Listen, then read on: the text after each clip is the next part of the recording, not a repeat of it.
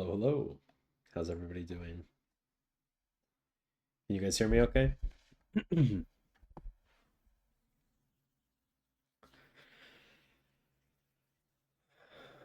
Indeed, I am alive. Hopefully you guys can hear me okay. My throat is still a little bit messed up, but I am much better than I was on Monday. Yes, I'm feeling much better. I would say I'm like 99% recovered, just my throat is still a little bit sore. So, alas, the show must go on.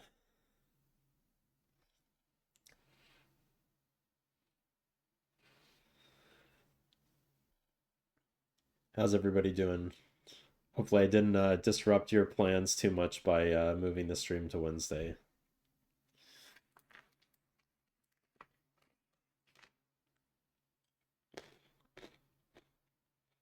Hmm.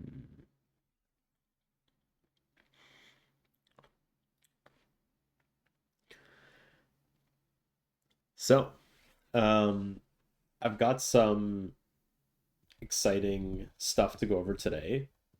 Um, I think I'm just I'm just reading chat. Yeah, I think we've got some exciting stuff to go over today. I put a little agenda here on the side. I think basically the three things that I wanted to go over is I think first basically looking at the tentative patch notes. I see questions about the roadmap. The roadmap is coming still. I know everybody is very excited to see that. Um, the roadmap is not here. The roadmap is planned for Monday's stream next week. I know everyone's very excited to see that, but it's arguably one of the most important things that we're going to be releasing as far as like information in the upcoming uh, time. So I think making sure that it's right is very important. Um, like I said before, I think getting you guys the roadmap sooner and then having to change it or not being able to commit to it is not something that I would like to do. I would rather wait a little bit longer and make it as locked in as possible.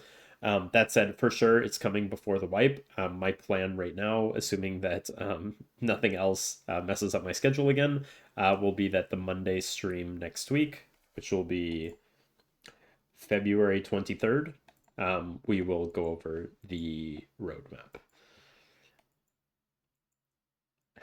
Is Monday when we find out the wipe is delayed? It is not. Everything I would say so far is going according to schedule on the wipe preparation. Um, so I don't have any concerns about the wipe being delayed.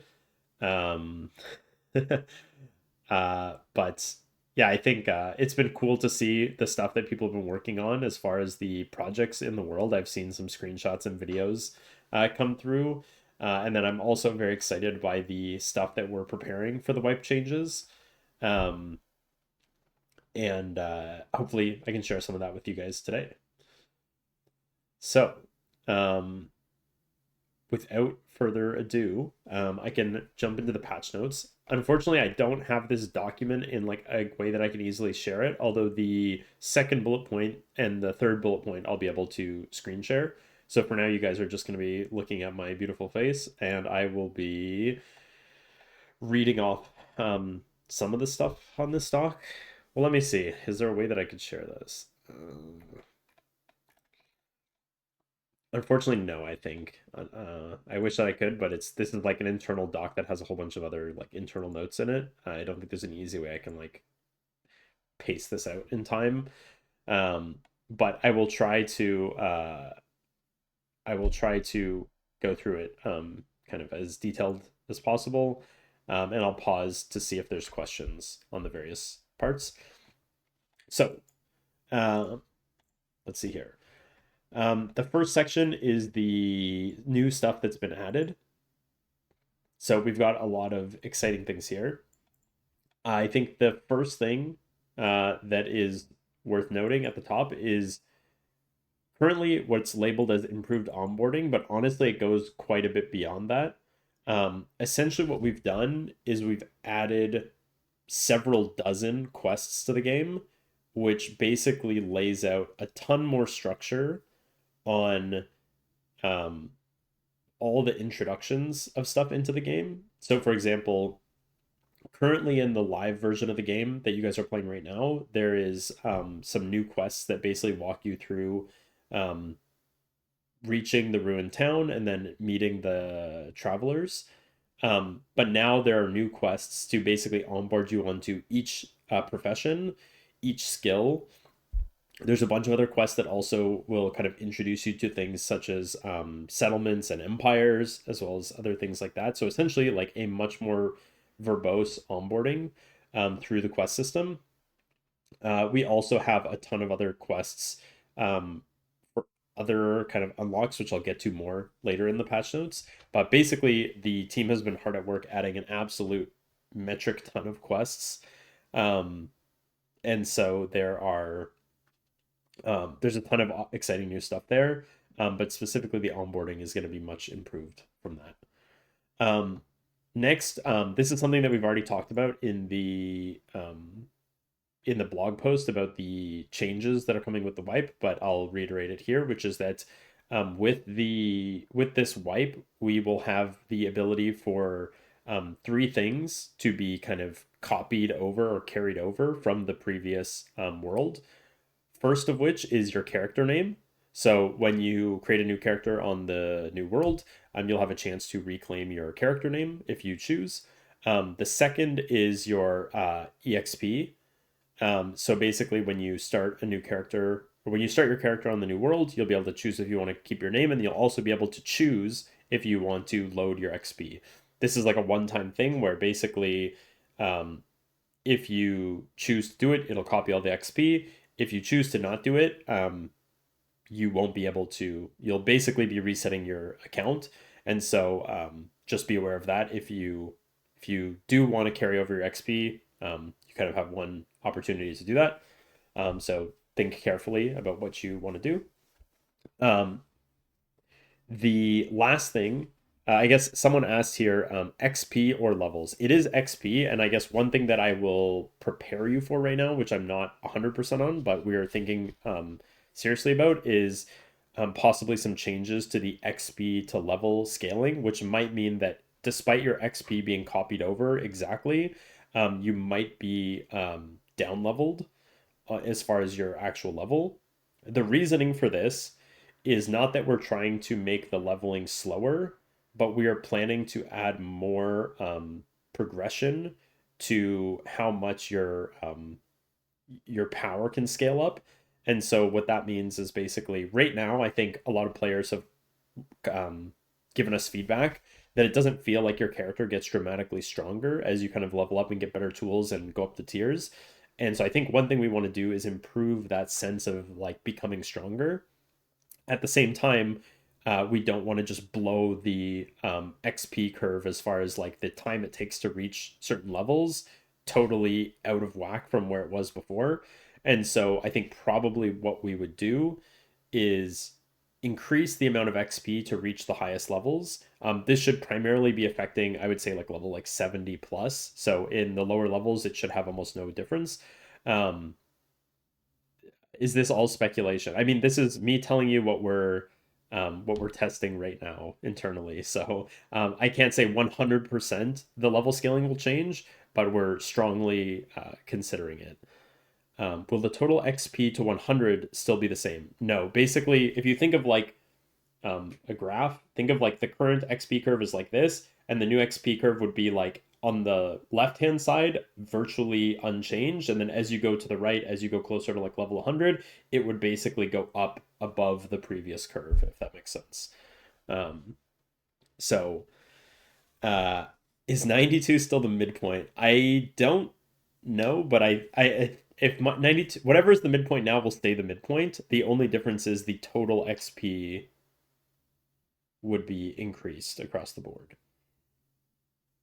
Um, I think the goal that we have here is that the time it takes to get to level 100 should be the same or slightly faster by way of giving you a lot of like power ups and then also making the distance that you need to cover um, further, right? So those things should basically be increasing in roughly the same amount as far as the amount of more XP you need and the amount kind of the rate at which you accumulate XP faster will also be increased. These things will be increased by roughly the same amount, except possibly the rate of XP will be slightly more.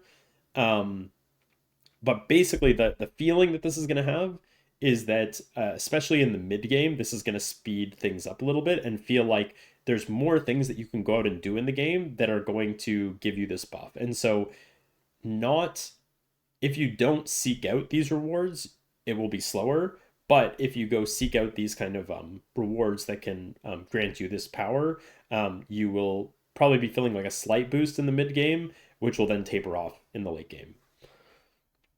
Um, the XP leveling changes will be for both. It would be for all skills and professions. They all use the same data, so it would be all skills and all professions. Um, isn't the level curve changing kind of against people, letting people keep their XP, especially if people will keep mostly just to give them a head start for the ships? So I guess it's worth mentioning that all the rewards for the skills are being redone. So I think the exact skill levels for that is not necessarily where it was previously.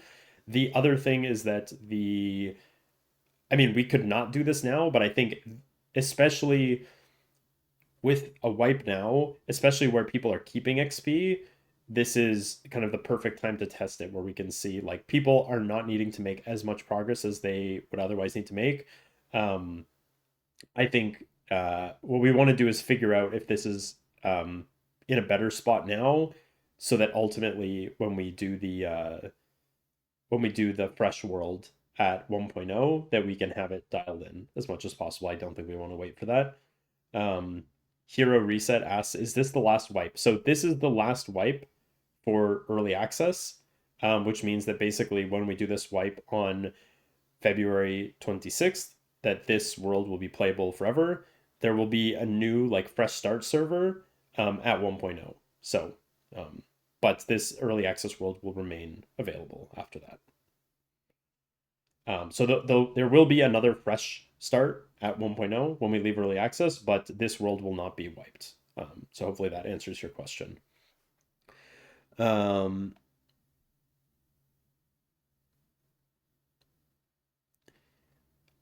I would say basically, Axe BitCraft asks, so if somebody has the exact skills for level 50, I assume you mean XP for level 50 sailing and level 35 animal training, will the rewards realign so that at the new scale they have the same rewards? The answer to that is no. I would say like independent of any rebalancing of the XP curve, we are rebalancing the rewards. So even if we didn't make any changes to the XP curves, certain mounts and boats and whatever might be available earlier or later than they were previously. And then in addition to that, we're also rebalancing the leveling curves. So, or at least we're considering doing that. So I would say the those two changes, you know, in theory, they are totally separate. Obviously, they're the consideration. We're taking all of the considerations into effect as far as like what the final balancing should be of when stuff should be unlocked. So hopefully that answers that a little bit. Um, yes. Shakhtar, good question. Third thing we'll see. So you said name, you said XP. The third thing is empire names. So I know this was highly requested on the last stream. I talked to the team and we decided that we were able to get that done.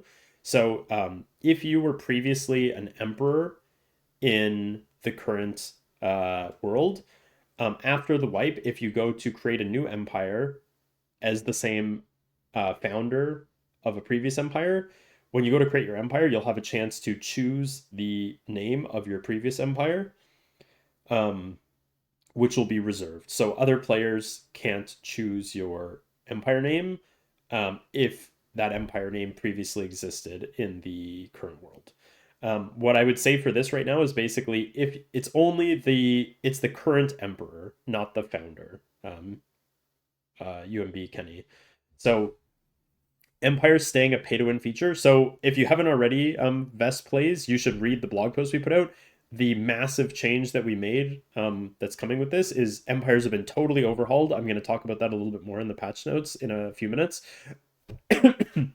But this is all centered around this core change of Empires no longer having any premium currency attached to them. So Empires are totally like play to win, if you want to call it that. So we've got a whole bunch of gameplay changes with Empires that I'll be going over in a minute, but Empires are not pay to win anymore, to answer that question.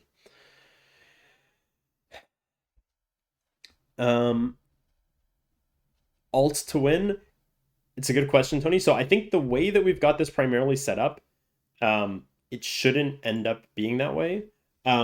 We'll have to see how some of the things play out, and I mean, we might need to make some balancing tweaks. But I would say, broadly speaking, the one of the primary sources of Hexite energy, which is the new kind of currency for this, shouldn't really be botable in any way. It essentially comes down to strategy and like territory control, rather than something that just more accounts can bot.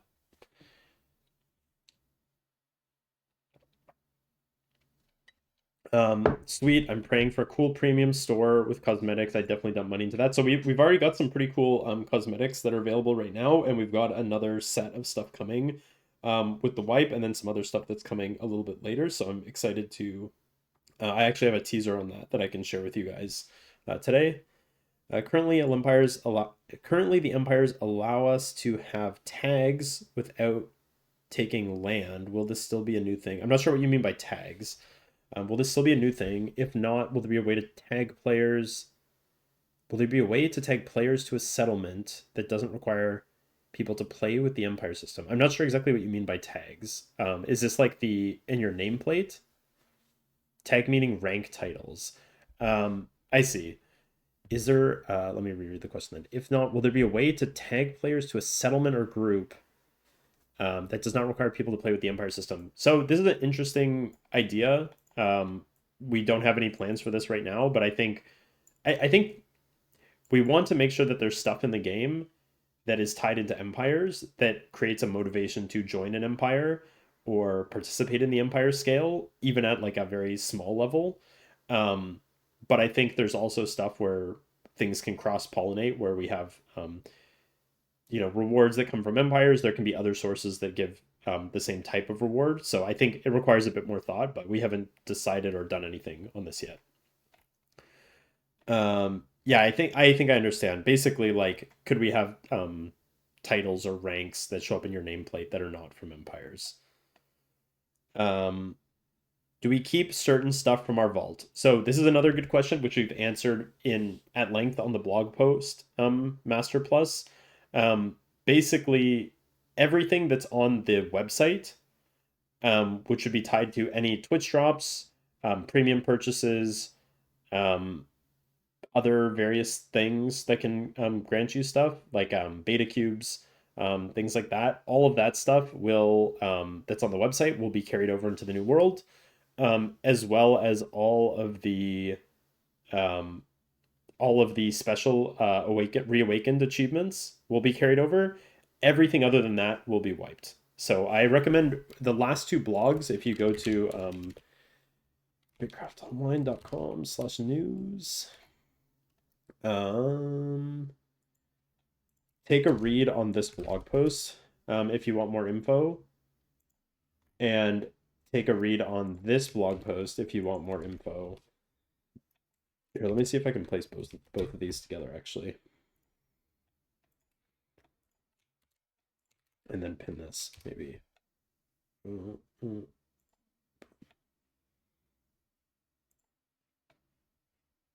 There we go. Those two links will give you the bulk of all the information. I don't want to answer too many questions that are already outlined in detail on there, but I'll give some quick answers if I can.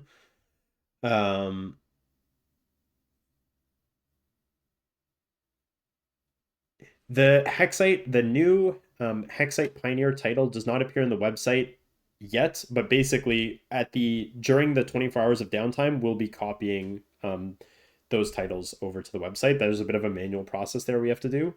So we want to do that after everyone who's obtained it has had a chance to obtain it, and that's over. So um, the Hexite Pioneer title, as well as all the Reawaken titles, will be on the um, website inventory, um, but not until the 25th. So those will stay, but you won't see them until then.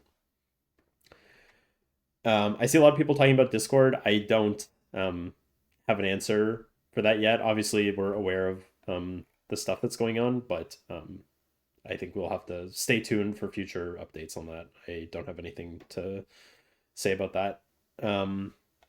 Let me continue on the patch notes. We only made it through the first three bullet points of like 30. Um, yeah, ability to reclaim character name, empire name, and XP. Um,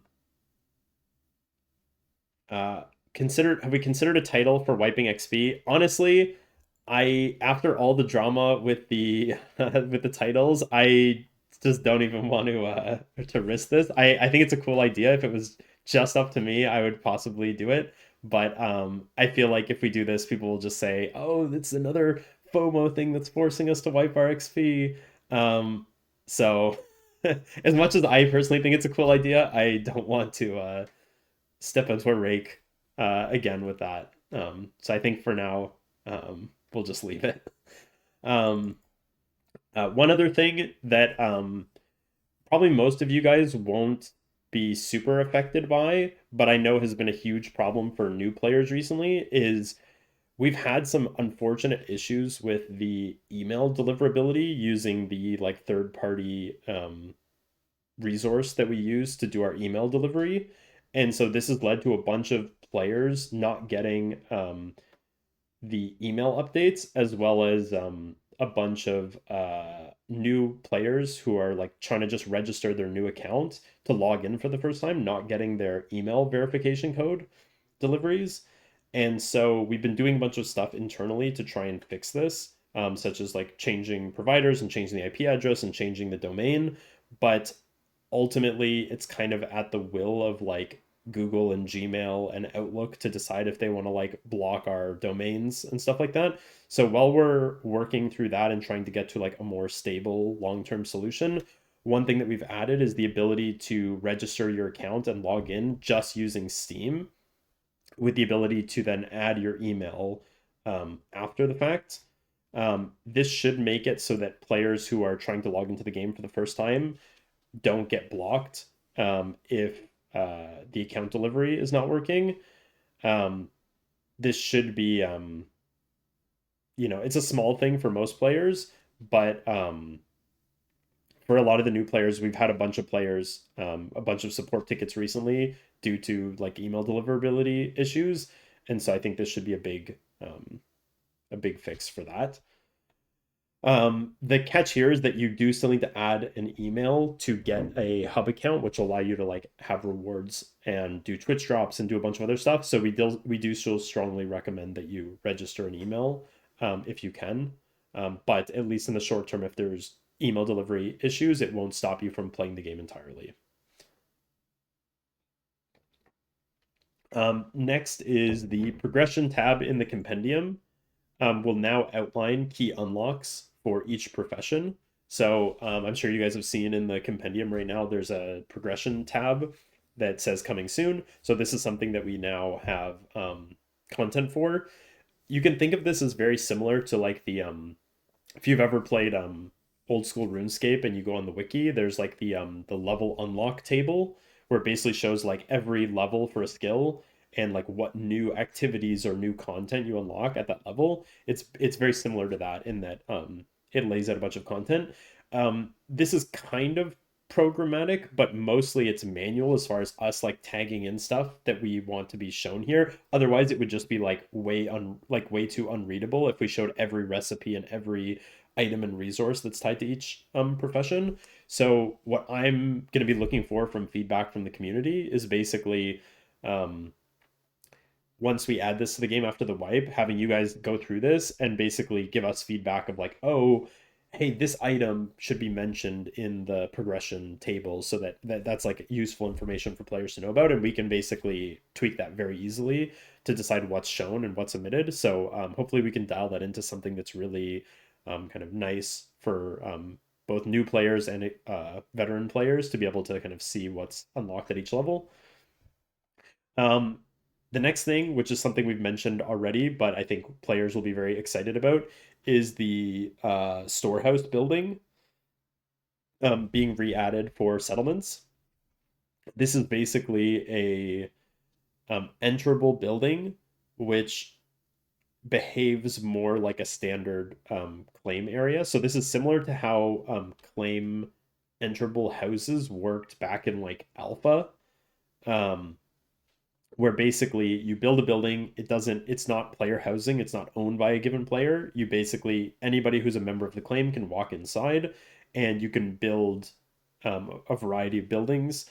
um, and so the thing that this kind of allows you to do notably is it allows you to put certain buildings inside of these warehouses or storehouses, um, that basically can only be accessed by players of that claim.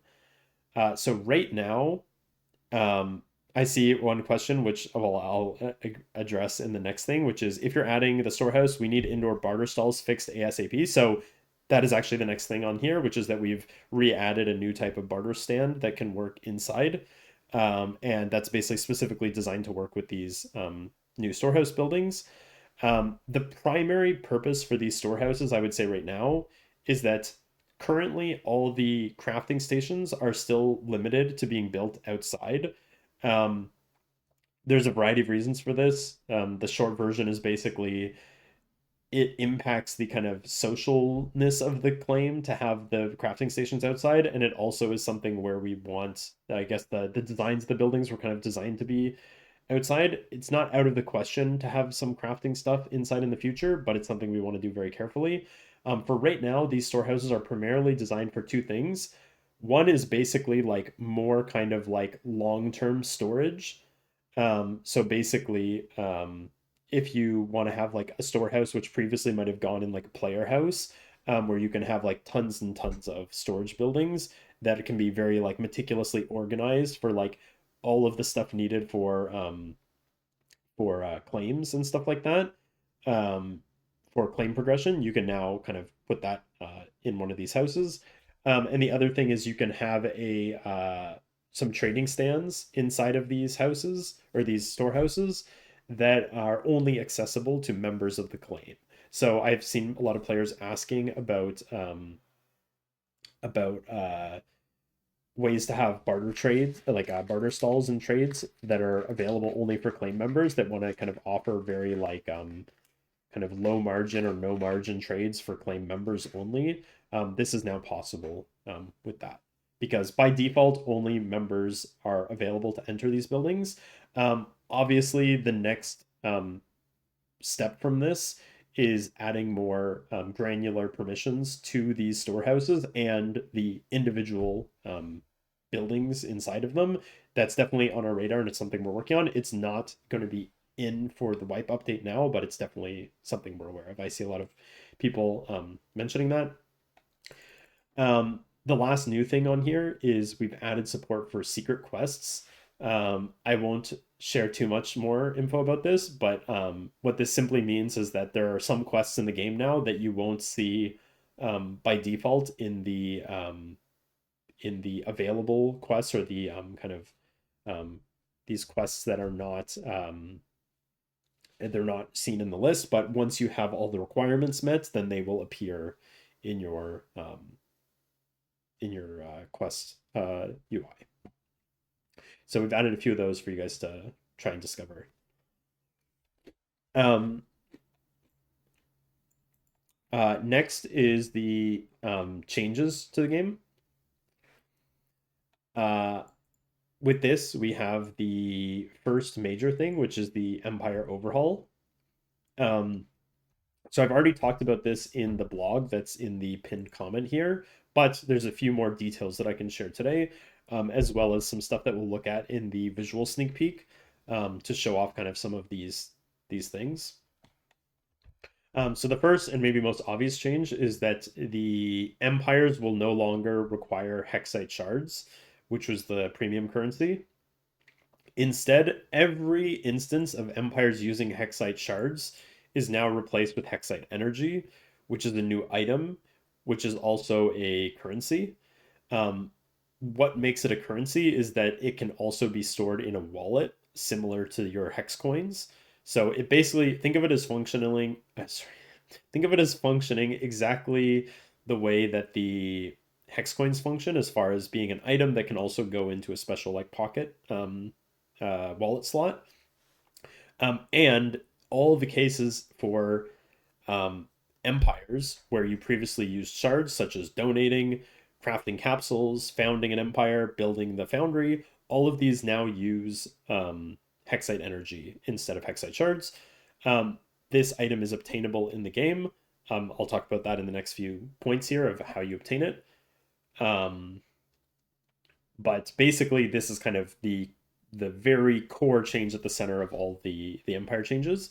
So the next question you're probably asking is how do we get this new Hexite energy? For right now, it comes from these two sources.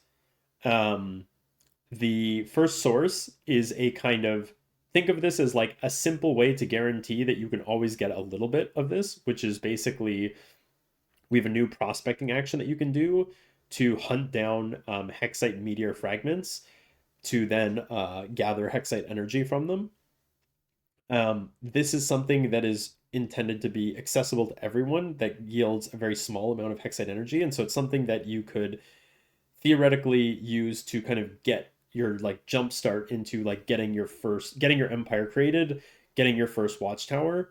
But realistically, this is going to provide a small amount of energy in the grand scheme of things. The thing that you'll primarily be looking for as the main way to get a lot of energy is going to be either trading for it through empires, because, like I mentioned, Hexite energy is just an item that's currency. This is not the same meteor that you got the title from. The meteor that we got the title from was just a placeholder asset that we had from an old event. These new ones are actually using new assets that were designed for this. I was hoping we could use maybe one of the new assets for the event, but we just didn't have the time. Just wanted to say BitCraft is on my wish list. I want to wait for release to experience it in full. Keep up the game and the energy. Thank you, Boy to Groot 01. I'm happy to hear that. I would say it's totally fine if you want to wait for the full release, but I would say the wipe that's happening next week is going to be an awesome time to get into BitCraft. We're going to be doing a price reduction as well as a sale during the launch that will put BitCraft at a very affordable price. That'll be the cheapest it's ever been. I think it'll be around 7 or 8 US dollars on sale. So should be very attractive price to get in. And pick up the game. And I would say like now is a great time to try the game during the beginning of the wipe, and then you can decide if you want to take a break until the full release or if you want to keep playing or maybe try and find a community that you want to play with. Less selling, more Patchnotes. Got it. Okay, let me continue here. So the next thing is the main way of getting the Hexite energy, which is the large Hexite deposits. You can think of these as kind of like wonders, similar to um, the dungeons in the world or the world trees, like the traveler trees. The the thing that is unique about these is that there's going to be more of them than the trees. And the catch is that they need to be controlled to be gathered. And so, kind of similar to the world trees, they operate on a cycle, although it's just one resource, which basically you gather it and then it becomes depleted and then it regenerates after a period of time.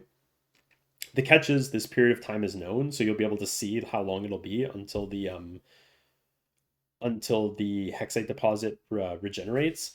Um, and what this kind of does is it creates this incentive to basically like attack and control a certain territory that has a Hexite deposit um, for when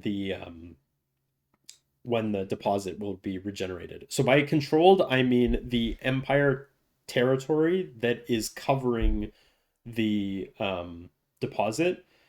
Um, that empire's it's the people who have a ranking role of that empire. So it's not citizens and it's not the noble rank or the yeah, noble rank, which can be renamed to whatever. It's the like ranks that come with elevated permission. So any of those ranks are capable of the gathering this. In the future we can make that more granular where that's like an actual like toggle in the roles of being able to gather these, but for now it's just any of those ranks. um if I start playing today, will I have enough time to get the event title until February 26th? For the Hexite Pioneer title, I would say definitely. I think it's somewhere on the range of like 5 to 10 hours at most, and you that's for like a fresh, totally fresh account. So if you think you can play, you know, 5, 6, 7 hours between now and February 25th, then I think there's a good chance that you can grab it even with a brand new character. Um, I guess Boyd DeGroot said, nah, don't worry about the price. I'm willing to pay full price. Just don't like wipes. So we've already mentioned this, but the world that we'll be beginning on February 26th will not wipe again in the future. We'll simply be adding a fresh start server at 1.0. So if that changes your calculus, worth to knowing about, but also understand if you want to wait. Um, um, Also players, if I start playing today, yeah, players will often I think there's been a lot of collaboration for tracking down the meteors to find these, such as like posting the coordinates in chat. So I think it should be pretty easy to do if you have a few hours of chance to play. Will all the regions have Hexite deposits? All the regions will have Hexite deposits. There's a bit of question that we're kind of just um, deliberating on right now on the design team as far as how many Hexite deposits there should be and what the placement of those should look like. Um, but I would say there's the goal is to have it so that like territory is meaningful to control. I think probably not every single watchtower will have Hexite deposit, but there's a question of how many or how few there should be. Um, Let me continue. So, with these new Hexite resources, such as the meteor fragments and the deposits, you might be wondering, how do you actually obtain these? So, we specifically didn't want to make it so that Hexite, this new Hexite energy was something that you gathered using a profession. So, we've actually kind of added a new action and a new kind of tool, if you want to think about it like that. This isn't actually a tool that's an item. It functions more similar to the construction hammer and the cooking pot, where you can kind of get, in the future, you might be able to get upgrades to increase the gathering speed of these. But broadly, this is just a cosmetic thing, which is the Hexite tuner. So this is a new tool that allows you to extract energy from Hexite energy infused objects in the world, and it might be used for a variety of other Hexite related activities in the future. So I'll have some sneak previews to show on that in the second part of the agenda. But I think it turned out really cool, and I'm excited to show you guys that. Next is that all watchtowers are now pre-placed as a result of the new watchtower placement, and watchtower expansion is totally disabled. Tuner. So it's inspired by a like a tuning fork. If you think about like from music, like pitch. But it's about harmonizing and kind of um, channeling the frequency of Hexite. Um, so a fork, so it's edible. I think it'll be a lot more clear when you see it. It's definitely not a small thing. So I'm excited to share the visuals for it with you guys in a few minutes. Yeah, so as I mentioned, the Hexite, or sorry, the watchtowers are now all pre-placed. I also have a visual to tease with that, but basically, the what this means is that the map looks a lot more interesting and organic. It also means there's overall less watchtowers, which makes actually like managing a large empire a little bit more manageable. Next is that we've also added the ability for empires to construct Hexite shrines, which allow players to claim buffs from the empire. This is part of our kind of test step into empires having a functional impact on the game now that they're no longer a cosmetic only premium system. So what this means is empires can basically build these shrines, then players, any player, whether they're a member of the empire or not, can go to these shrines and they can essentially interact with them, which can cost Hexite energy to interact with them. We haven't decided on the exact balancing of this yet, but it's possible that it can cost Hexite energy. And this energy is actually paid to the Empire. So you can think of this as like you're essentially trading Hexite energy to the Empire to get the buff. And there's no cost of that on the Empire side beyond the initial construction. So we see this as being kind of something cool that empires can essentially provide as value to players.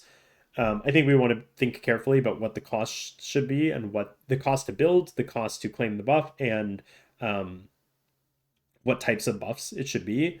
But basically, I think this has the potential to have a really cool dynamic between the character scale and the empire scale, where now empires can essentially invest in building this like infrastructure that then provides value to players. If enough players find that valuable, they're going to then kind of pay back over time Hexite energy. So it's kind of like an eco investment in the empires, but it only really works if you kind of can um, monopolize the area that that's available in. So, for example, like if you have a territory where there's a lot of tiny empires and all of them build one of these shrines in their territory, then only a small amount of players will kind of go to each shrine. But if there's one empire that owns a lot of territory, then any shrine you go to is going to belong to that one empire. And so all the energy kind of flows to one empire. The other catch right now, which still has a bit of figuring out, is that it's possible that these shrines, when you basically, they will always give the energy to the empire that owns them. So the way that there's a bit of questions here that would probably, I'm sure you guys will be arising, which is that if you take over some territory and there's a shrine, why wouldn't that settlement just deconstruct it? So the ones that will be charging the Hexite energy are most likely going to be like pre-placed ones. So these will be like things that are already kind of in the world, and then the buildable ones will be free. So there's not really a reason to tear them down. You're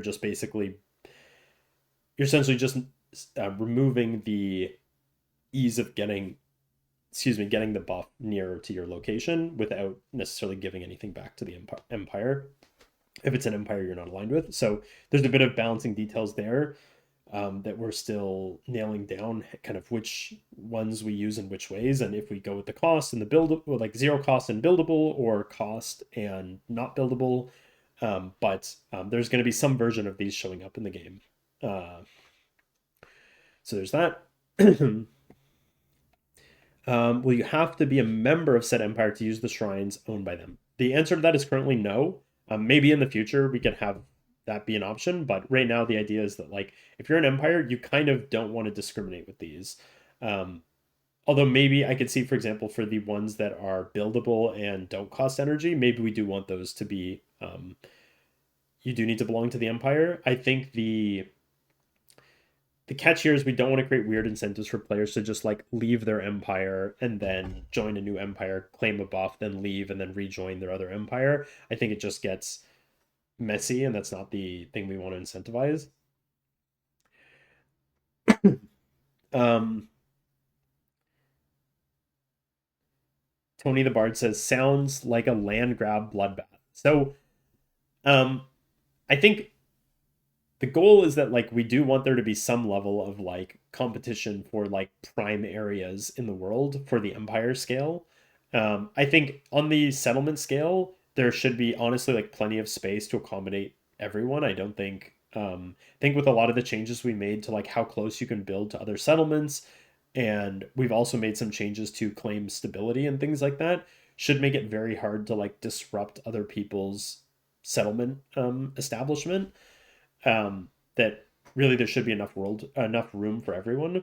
On the empire scale, we are kind of trying to create some level of drama and conflict. I think the goal is that empires there's enough room for everyone, but there's obviously like cosmetic incentives, um, and kind of self-fulfilling incentives as far as um, there are incentives to being able to there are income incentives to having a bigger empire as far as being able to maintain a bigger empire, and there's cosmetic incentives as far as the status of the I guess the last point I'll mention here on the empire overhaul list is the we've totally rebalanced all the thresholds for the territory, and we've added I think 10 or 11 crowns now, so there's actually quite a lot more like tiers to the cosmetic kind of unlocks of these. So the difference between a kind of small emperor and a like emperor of the whole world is going to be quite massive, and that's also something I have a visual teaser for today.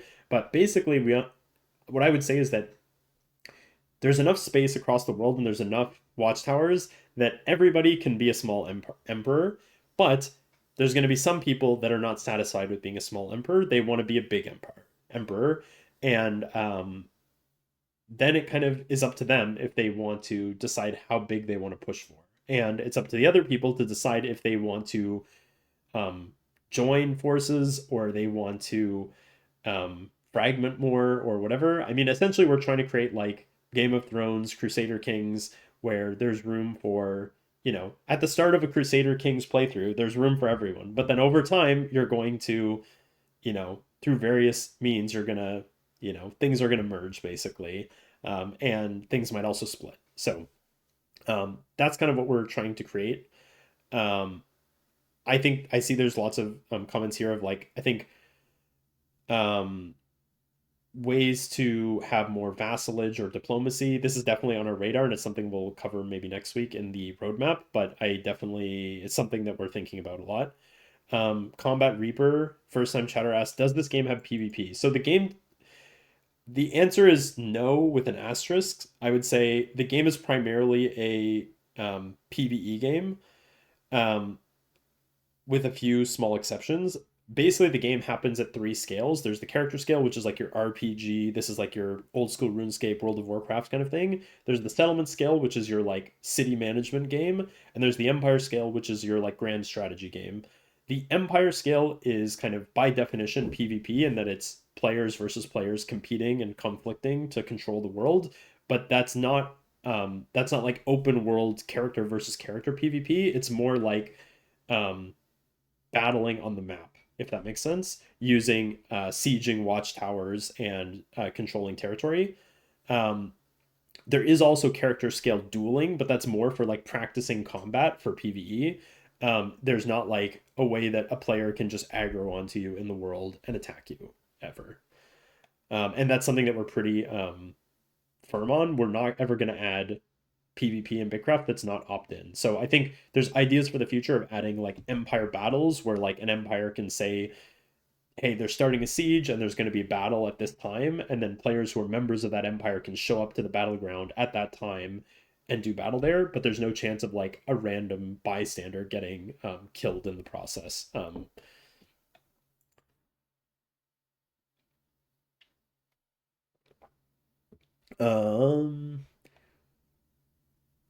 Let me read a few of these comments.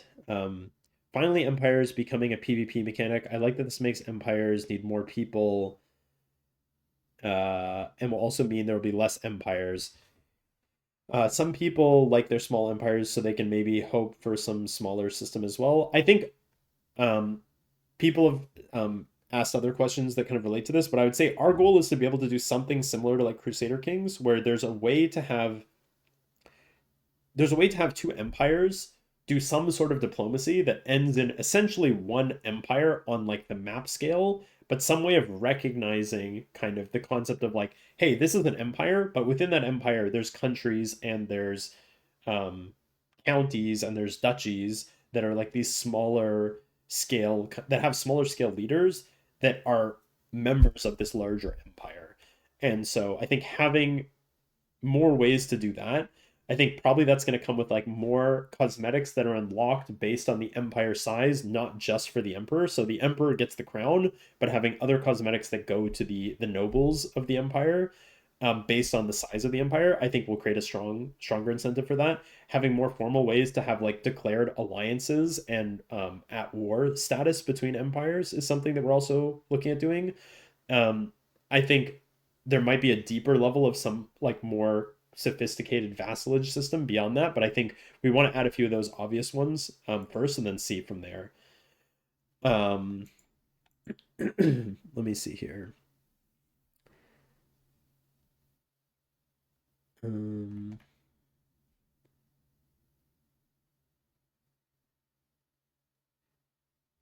let me see. So, how will empires without watchtowers catch up? This is a great question. So, I would say part of the thing that we baked into the design of empires from the very beginning was we wanted there to not be this self-fulfilling prophecy where basically the bigger your empire gets, the stronger you are, and that like reasserts your ability to like hold control of that. I think if you look at the real world, you see examples of like the Roman Empire where it grew very, very big, but the bigger it grew, the kind of harder it becomes to manage. And eventually that leads to kind of its fracturing. That like if you actually kept a more like defensive, kept your country or your empire smaller and focused on like really focused on the limited amount that you have, it's a lot easier to maintain. And we wanted to bring that into BitCraft. And so there's a non-linear scaling of the bigger your empire gets, the hungrier it becomes just to be maintained. And so this kind of creates this incentive where like the bigger one empire gets, it has this non-linear scaling where it gets um the more expensive it gets, the easier it is for a smaller new empire to pop up and just like take a bite out of a small piece of that. And especially the bigger you get, the more small fries might be all trying to take a bite out of you at once. And now you have to choose what are you going to do about that. And so the goal is to create this kind of this system where there are some incentives to having a big empire. Otherwise, why nobody would ever go for it? I think the status that comes with having a big empire, as well as the ability to hold these profitable profitable in terms of the empire resource, hexite deposits, that act as these like gold mines. Um, in some ways, it can be lucrative, but this also um, there's a certain scaling to this where like the bigger you get, eventually that nonlinear scaling is like even if you controlled the whole world and all the hexite deposits in the world, that would almost be like an unsustainable. I think not almost. I think it would be an excuse me an unsustainable position to be in. That basically anybody that wants to try and take a watchtower from you at that point should have a pretty easy time doing it. And then this kind of creates these two balancing things where you have like holding territory with these deposits is a benefit, and obviously the desire to do so is to have these, have the biggest empire, have the best crown. But on the flip side, the cost of maintaining that huge empire gets harder and harder and harder. That makes it so that anybody can kind of the underdog always has an advantage of coming and like taking a bite out of your territory. Um, so far, I think this has played reasonably well. I think the biggest change here is um, prior to this update, the cost of that was on the financial side. So if you wanted to just swipe your credit card more, you could kind of hold on to the bigger empire, even when it is like unsustainable. The change now is that because this comes down to gameplay items, there's going to be a cost. And the thing is, this empire resource is also a currency item in the game. And so at some point, you'll be thinking to yourself as the emperor, hey, every week I'm spending this much hexite energy to maintain an empire of this size. If we did some diplomacy to like give away some territory to some other empires that we're allied with, that's going to dramatically cut down our maintenance. That cost savings in terms of that hexite energy could be spent trading hexite energy to other empires and giving us way more currency, like hex coins, that we could then put into other things such as buying materials to upgrade our claim to then draw in more traders or more crafters to our claim. Like there's all sorts of dynamics that might be at play here. Um, so we're kind of trying to I mean, we're making a ton of massive changes right now. I think we're going to be paying close attention to how things shake out from this and seeing what sort of balancing is needed. Um, Lord Chaotic says, "Ah, sweet summer child, never underestimate what a gamer with no life can do." So I have learned time and time again that we cannot underestimate players. The catch here is that what you're underestimating is not player versus our balancing. I think whenever I do that, I always underestimate the players, and I've learned that many times. You know, when I think, oh, it'll take players this long to unlock this thing or get to this level, generally I'm always surprised by that. However, what we're talking about here is players versus other players. And so while players might grind more than other players, um, there's always going to be other players that are adversarial to each other that are both grinding with no life harder than we can expect, and those players will keep each other in balance, is the idea. Um,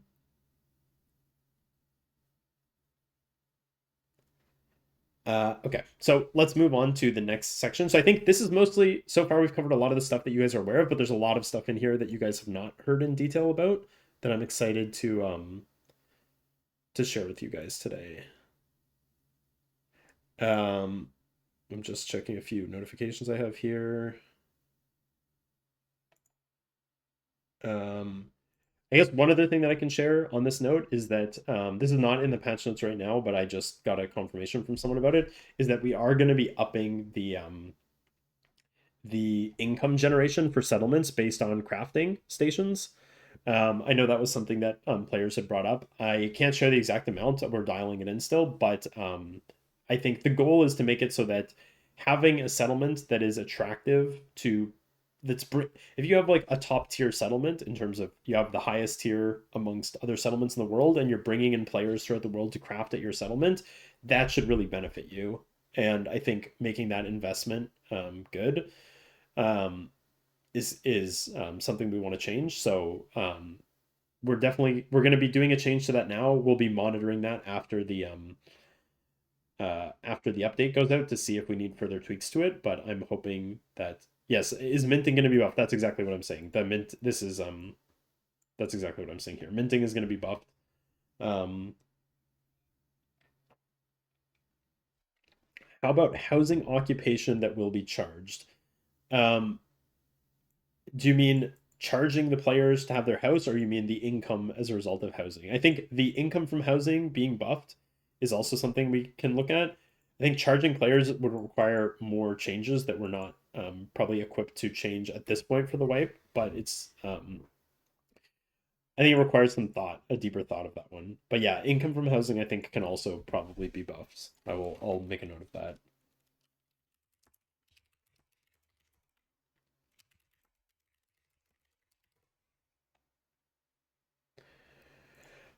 Okay. What about the current empire name claims? I'm not sure what you mean by this. You're basically saying the claims that have the same name as the empire. For a variety of reasons, we're not able to do name reservation the same way we're doing and the empire and character names. But the thing that I can say is that empire names, or sorry, claim names will now be unique after um, after the wipe. So this means that if you name your claim, whatever you name your claim, you'll no longer have to deal with other players naming their claim the same thing. So this will also allow us to fix some of the issues we had with the housing permission. So yes, there's a character name wipes too. So the character names are reserved in the new world. If you're just tuning in, I covered this earlier in the stream, but basically, character names and empire names are reserved. You'll have a chance to claim them. This is outlined in the blog that's pinned in the top of the chat, so I'd recommend going to read that. Um, Next section of the patch notes I'll go through is the skill reward overhaul. So this covers a handful of things. First is that skill tasks are now um, unlocked through quests. So I saw a lot of people asking about this when we first announced the XP not being wiped. If I change my character name, will I keep my XP? Yes. Basically, think of it like this. Your XP and your character name are both reserved. When you create a new account, or sorry, when you create a new character that's tied to your account, you have the option to claim either and your character name and your XP. So you can make a new name and claim your XP. You can keep your name and not keep your XP, or you can keep both. You can keep neither. It's up to you. Excuse me. Tasks are now unlocked through quests. What this means basically is that even if you restart the if you start the new world and you carry over your XP, this means that you will not get tasks. You can get tasks within the level range. However, you will not get tasks that you're missing the unlock for.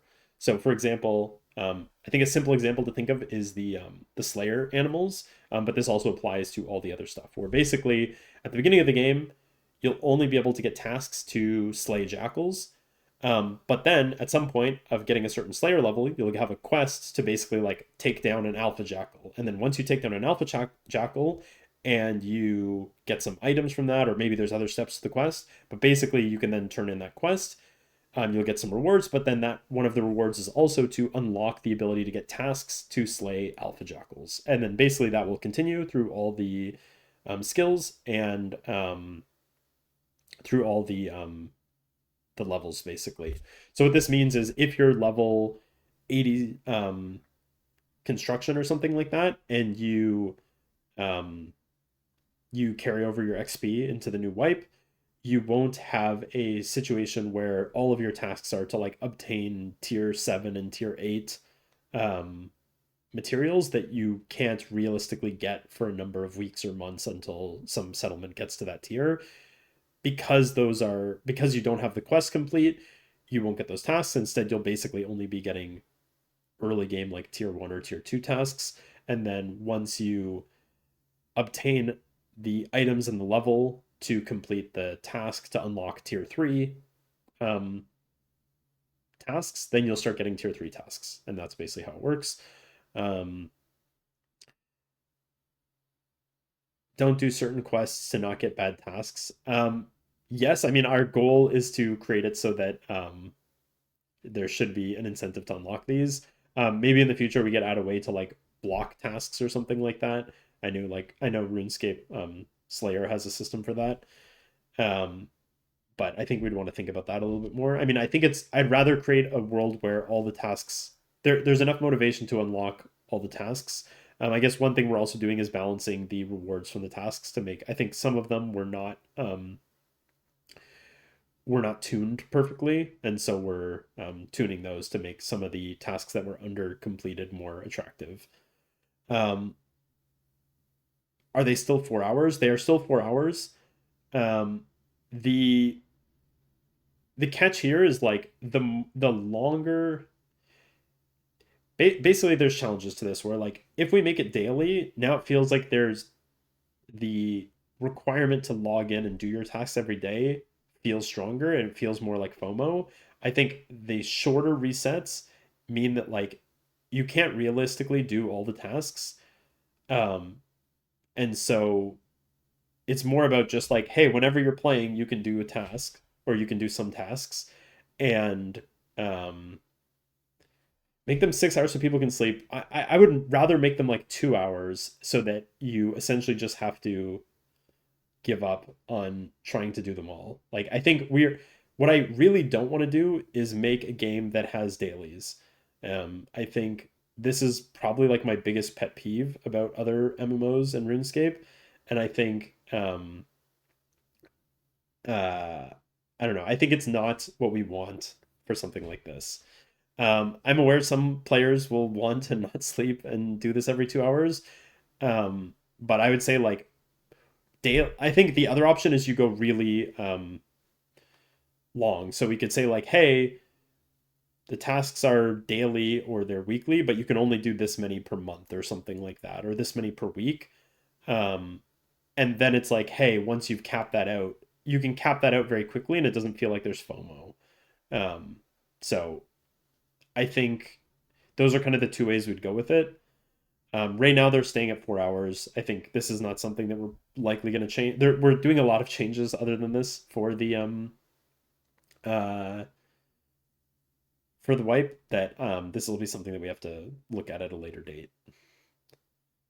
Limited tasks. It seems like a lot of people are saying limited tasks per week would be better. I think we'll keep that in mind. I think if we did that, then we could bump the rewards, could be stronger.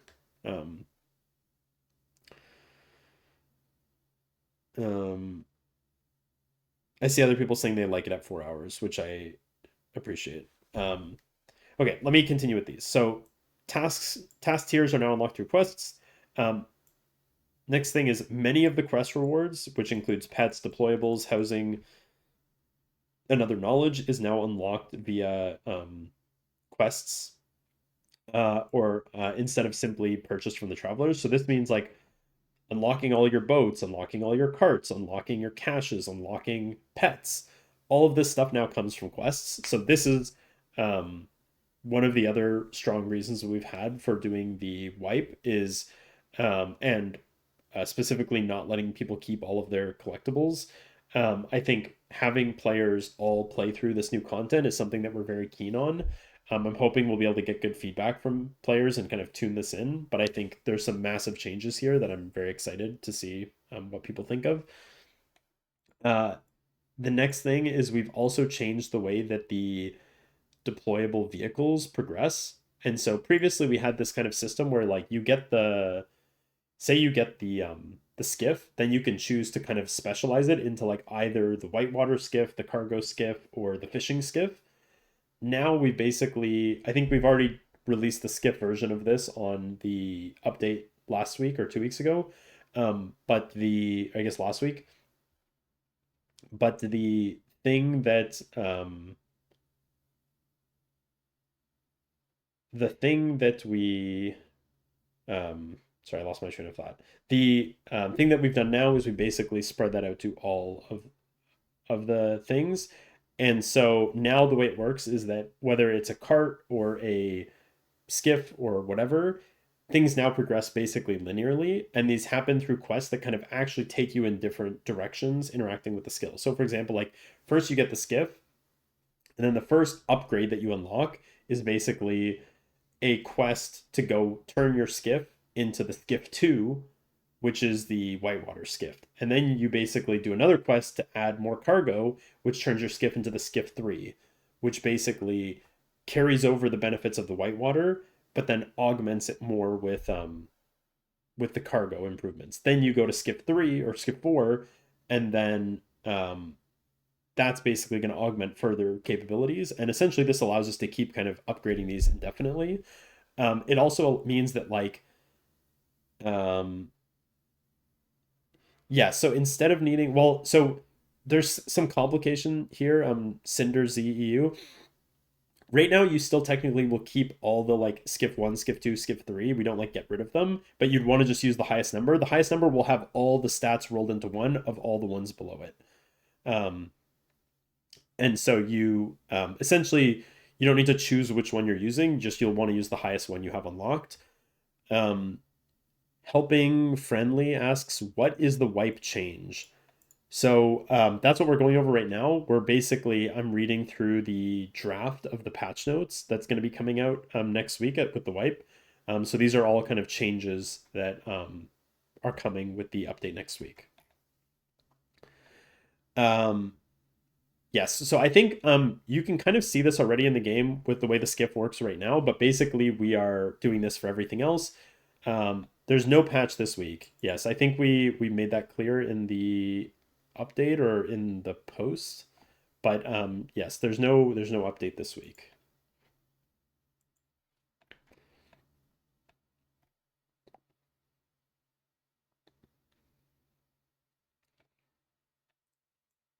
My understanding is that the upgrades will get on top of each other, so you get boat one and then just upgrade it.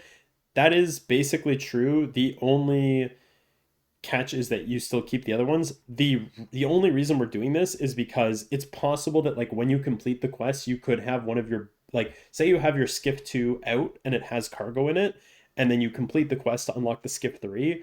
We can't like delete the skiff 2 from your vault because you still have it deployed, and we can't like we don't want to undeploy it and then like drop the inventory on the ground.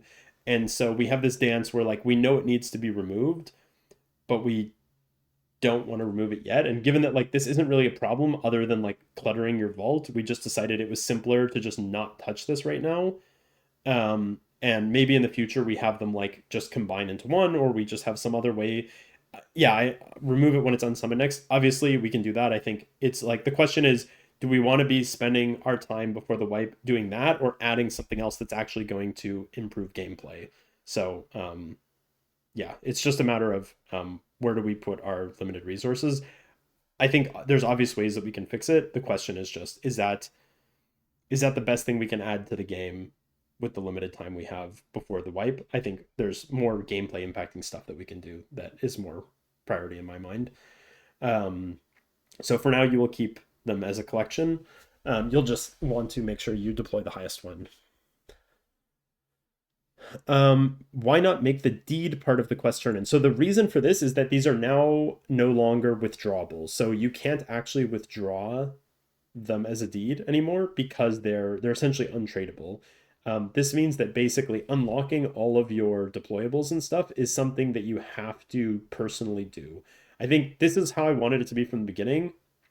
And due to like limitations of just not having knowledge and questing and all this stuff in the way that we wanted at the time, we couldn't really do it. But now basically the idea is that all of the rewards from skills are broadly speaking ways of like powering up your character and powering up your account in an untradeable way.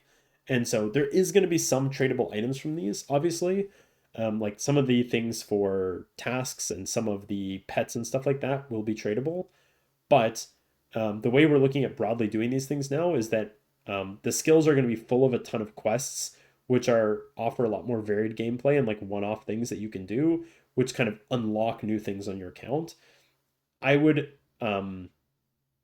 attribute these as being similar to like kind of doing your masteries in like Guild Wars 2, or uh doing kind of like achievement diaries in old school RuneScape, or getting other like untradeable items like plank sack or log basket and things like these. Like we want these to be things where basically if you decide to take a break from your profession and you go level up your skills, you're essentially working towards these permanent improvements to your account that are going to benefit you in a variety of ways. And that's not just a matter of going and doing another monotonous thing.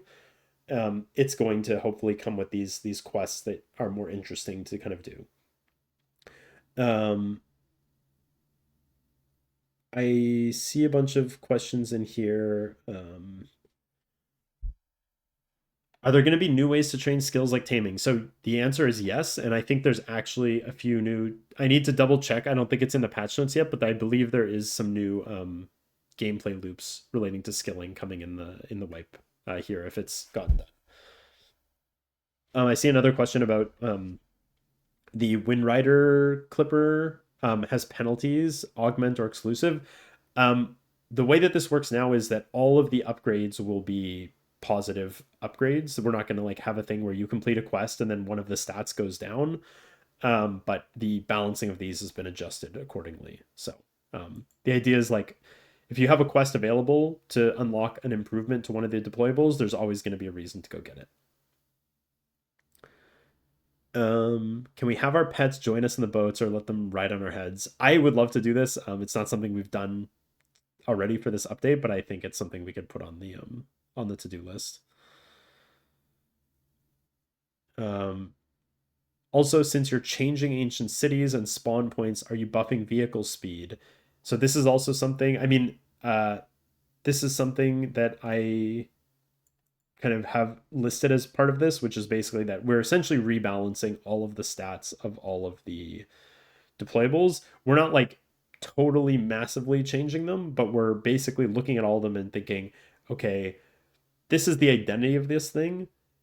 How is it working? How is it not working? And how do we need to tweak the stats to kind of put it into a better spot to make it, more relevant if it's not relevant, more fair if it's not kind of fair. Sometimes this might mean changing the level you unlock it. Sometimes this might mean changing the stats of how good something is once you do unlock it, or changing the cost of unlocking it, but also making it stronger. I think broadly speaking, what this amounts to is across the board, deployables have more cargo space and broadly move faster. Obviously varies from thing to thing, but that's essentially the high level of it.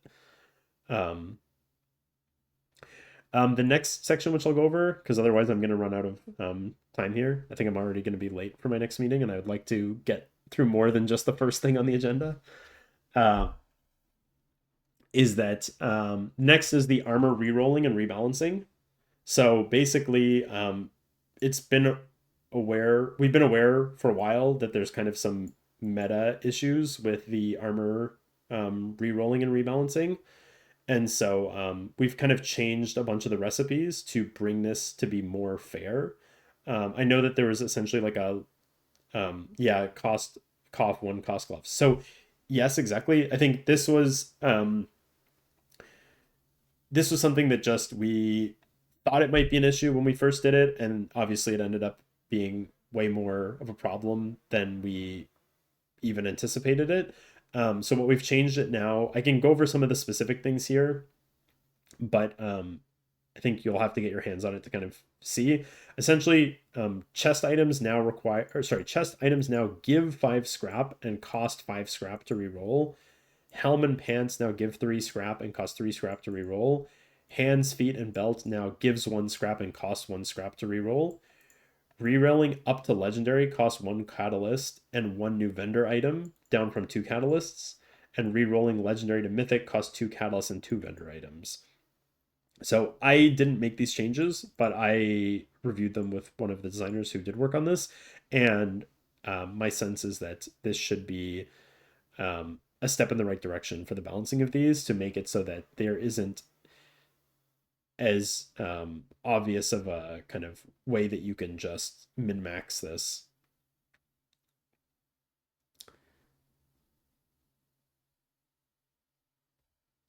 It's just cheaper. I don't think it's cheaper unless maybe I misunderstood this or misread this.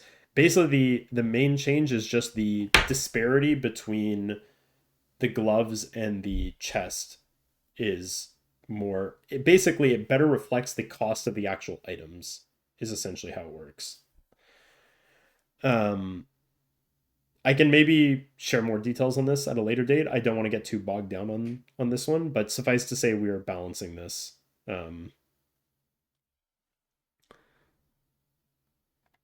The next change, which I think a lot of you will be happy about, is passive crafting stations now scale the number of personal slots with tier up to a maximum of 50 at tier 10.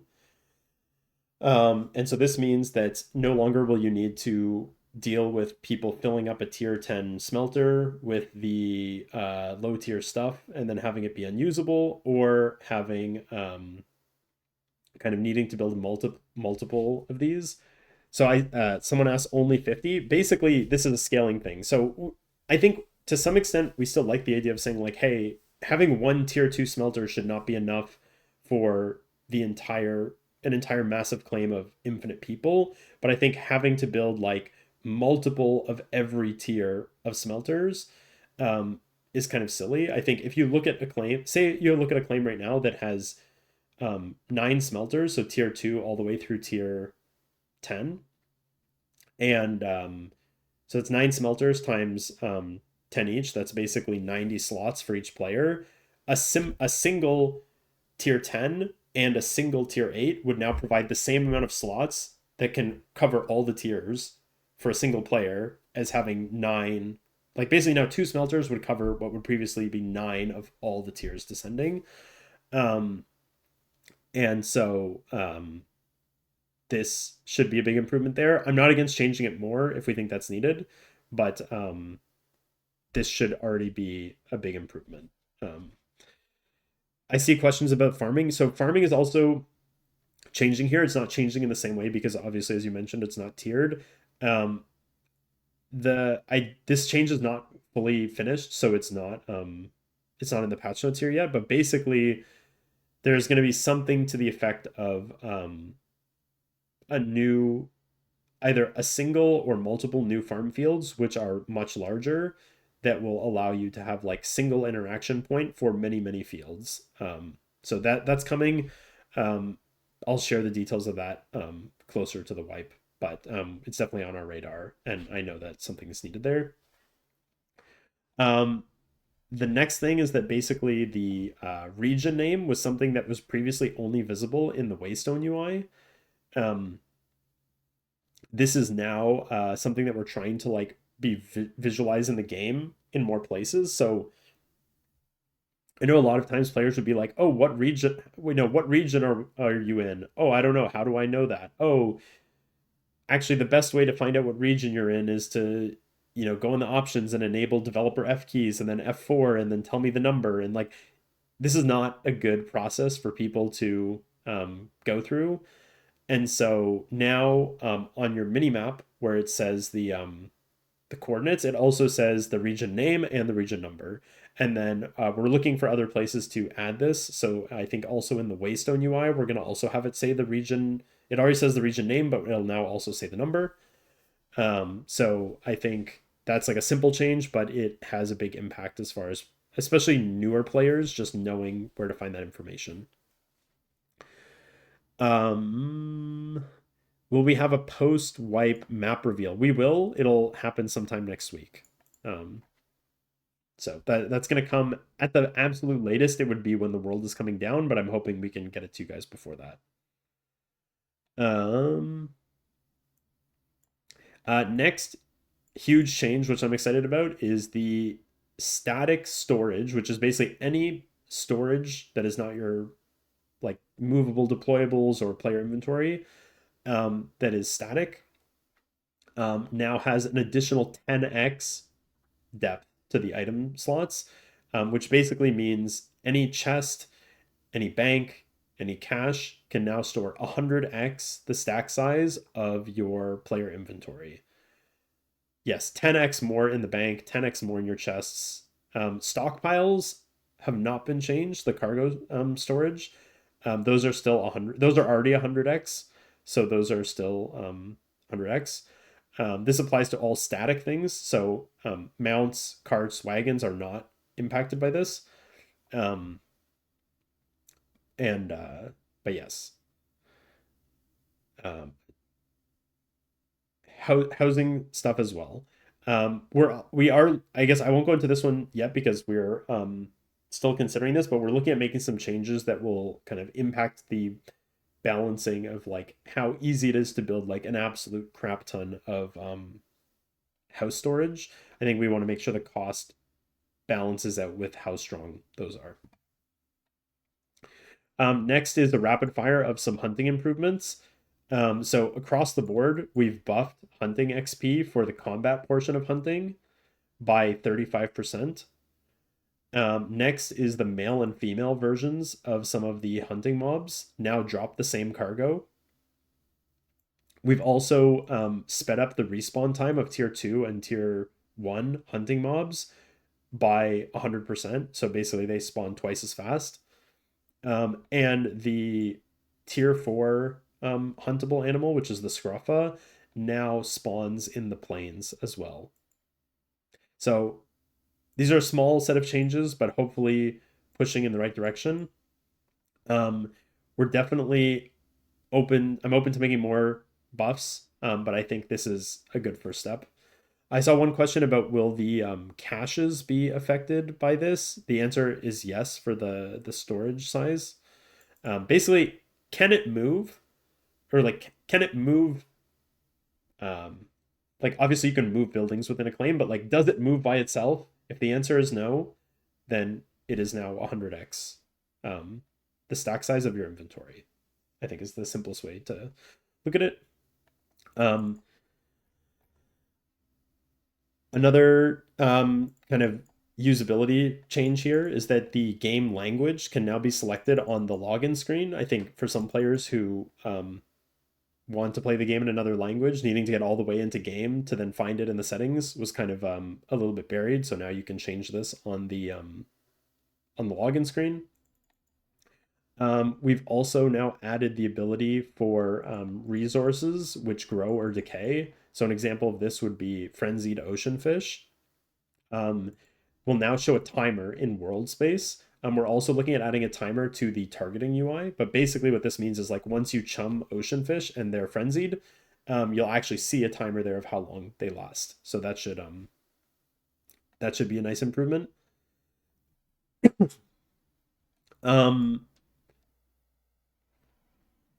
the last thing I have here on the changes is the profession level achievements no longer require material knowledge. So I know this was this was a thing that we added in the past to kind of help tutorialize achievements. So it's like, oh, once you reach this level, hey, you should get the discovery for this item, this item, this item. But now that we have quests, I think this was something that kind of was just annoying players, and so we've pulled that material knowledge out, and we've kind of inserted that more into the onboarding quests, and now you just need to get the level requirement.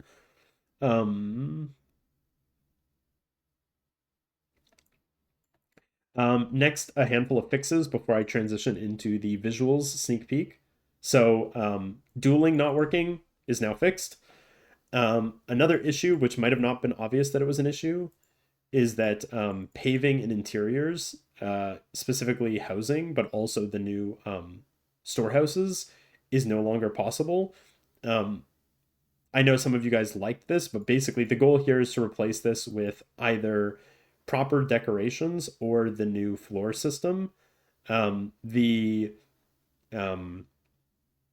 yeah, the this was never intended to be the case, and so it led to a bunch of people were like, oh, the floor in my house is like Z fighting, and we're like, oh, that's because you paved in there, which wasn't supposed to be possible, and the bug got introduced at some point, and then everyone paved their houses, and then there wasn't a good way to pull that out without making people upset. So I think the wipe is a great chance to fix that and put it back to how we wanted it. Now that we have the house customization, hopefully we can get a lot more options for you guys.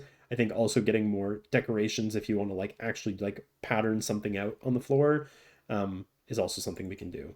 I think it'd be cool to be able to use your gilded tiles inside your house to build like a gilded mat or something like that, without just full on allowing the whole paving system inside. Next is another change that I'm not sure how you guys will feel about is the banks and marketplaces are now limited to one per settlement. I think this was something that obviously we said at the start, when people were building many banks in their settlements, and we said that we were going to change this, but we kind of didn't follow up on it. You're saying yes, please enforce it. So it should be enforced by. So we're not going to change this prior to the wipe, but basically you should not be able to place these full stop anymore. The biggest challenge was like we were going to have to deal with a very annoying migration with this, and even then, it was going to piss people off. So we just decided it was going to be easiest with the wipe coming up to just wait and do it now. If people do find any exploit way of getting around this, we will just be a lot more aggressive with this. If there's multiple banks, we'll just nuke one. All the players' items will have to go to item recovery. So yeah, just be aware of that. But I think it should be solid. The way it works right now is very very simple, so it shouldn't be possible for you to end up with more than one. Essentially, what it means is that if a bank or a marketplace ever becomes unclaimed, it's just deleted. So there shouldn't be any possible ways of like transferring one from one settlement to another, or having a decayed settlement be claimed to get a second one or whatever. There's basically nothing like that should be possible. So essentially, as soon as like if there's already one in the claim, you can't build a new one. This includes the construction sites. If it ever becomes unclaimed, it is gone. So if you think of any way that could lead to there being more than one, despite that, I'm happy to hear it, but I think it should be covered. We fixed some issues causing trades with NPCs to not work. We fixed several issues relating to resource respawning, stuff spawning on the wrong uneven terrain, stuff spawning inside of other things. One thing we did that some players pointed out to us was the user moderation table wasn't fully private, so that's now fully private on the new world. Um, Mounts and pets now correctly adjust their speed to avoid falling behind. So this should improve the issues of especially like the ox mount and some pets getting really far behind. Um, we also fixed several buildings that were poorly optimized, especially in the settlements. So from just 4 of these buildings that had these, their visual mesh was not very well optimized, we basically did a 10% FPS improvement as a result of fixing those few buildings. It could be even more if you had multiple of those buildings on your claim. So that should be a big improvement. Um, that covers most of what we have like locked in on the patch notes so far. So maybe now is a good chance for me to transition over to the visual sneak peek. Um, I'll see if there's a few quick questions I can answer. One question about banks cash. So I can stack 100 cargo after the wipe. I can stack 1,000 cargo, where this changes only for small items. So the basically you can think of it like this: in your inventory, you can have a certain stack size of items, and you can always have a single cargo. In anything that is a static storage, it's 100 times that. So cargo is still 100 for now, at least. We haven't decided to change that. Cargo is still 100. All the static items now stack to 100x your inventory. Previously, it was only 10x, so it's a further 10x um, from how it is currently in the game. All the mobile deployables, so this includes mounts, boats, carts, wagons. All of this stuff will not be. It's not like a fixed rule. Basically, these will vary from thing to thing based on their stats. And obviously, with the new progression, we're adding to the deployables and kind of unlocking better ones through various quests. I think there's more limit here. Like there's a higher limit here as far as what we can do with these. Will the total processing limit across players for passive stations increase as well? Yes, this is by and large, basically in all cases, the ratio of this is increased from what it was before, and it increases proportional to the amount of slots per player. So, um, can we choose which region we start in? Directly, no, but I mean, as soon as you reach the town in the first 5 minutes of the game, you can basically teleport to whatever region you want. I think it's possible we might have some increased traveler energy region during the first few days or something like that to like accommodate people getting to their friends and stuff. But we'll see about that.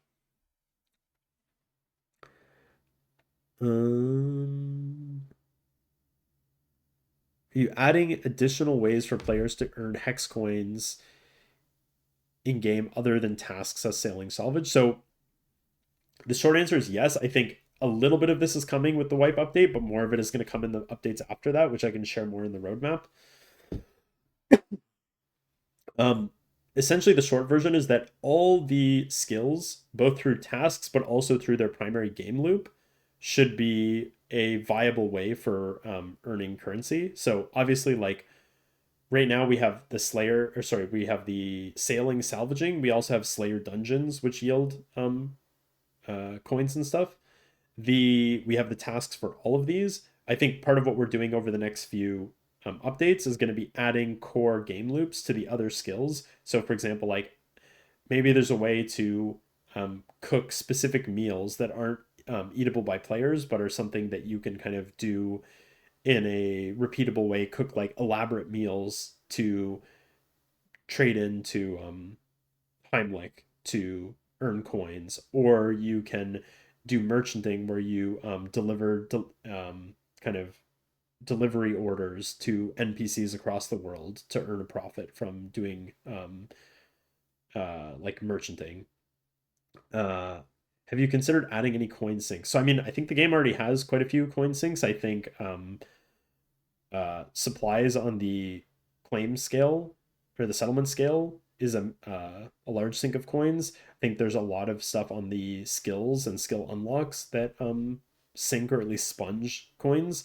I think it's possible that we will add more in the future, but I think more so than just increasing the sinks, I think what we want to think about is like what are the actual, like we want a certain amount of coins in the economy for liquidity of trade.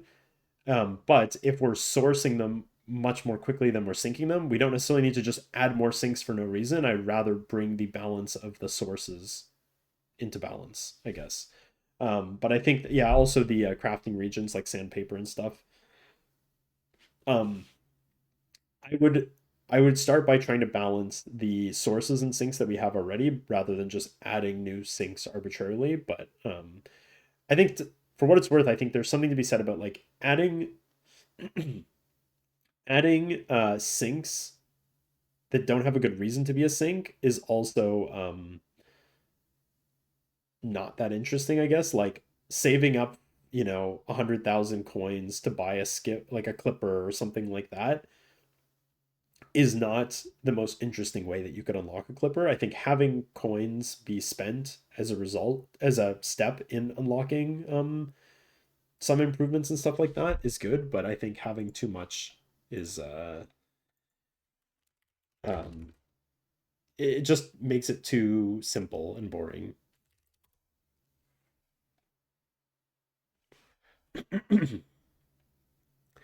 um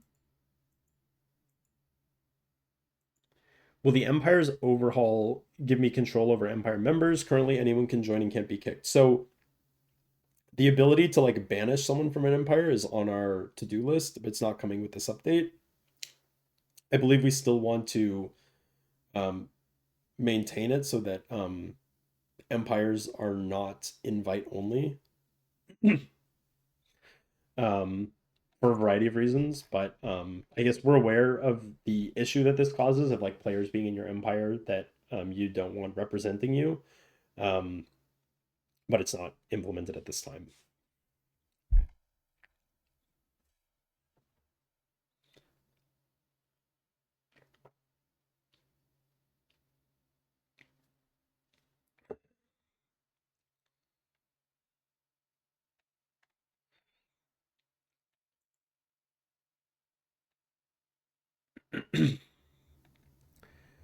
Um, we desperately need a UI for settlement upgrades and allowing settlement members to contribute to projects. Is this on the radar at all? So, um, this is on our radar. It's not something that's in progress at the moment, but I think I totally agree on the front of like having a basically like this other the robotic ink said, essentially a donation system. I think basically think of it like a Kickstarter type UI where you say like, hey, our goal is to get this many logs, this many this many that.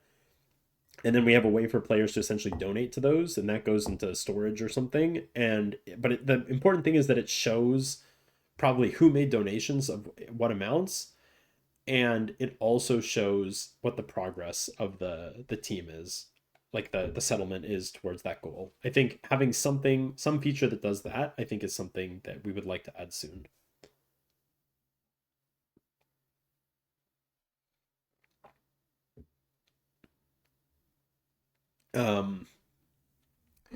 Um, with that, I know you guys have a lot of questions, but I have a limited amount of time, so I'm already not sure if we can get to any of the gameplay stuff, but I would like to at least get through the visuals. So with that, I'm going to transition to this. This works. Um, can you guys see this? So I've got some cool stuff to share. So let me, if I do this, does this work? Okay. So here, hopefully you guys can see this. This is a little tease of what the new Hexite deposit looks like. So the goal is to have a very big and exciting thing that stands out, similar to the world trees. Um, you'll be able to see it a little bit more in game. I think it looks pretty awesome. And also the way that you gather from it is especially cool, which is actually the next thing on here, which is the Hexite tuner. So this is the new tool that you use for extracting Hexite energy from the various Hexite energy sources in the world. Um, so you might not be able to eat with it, but you can certainly do some stuff with it.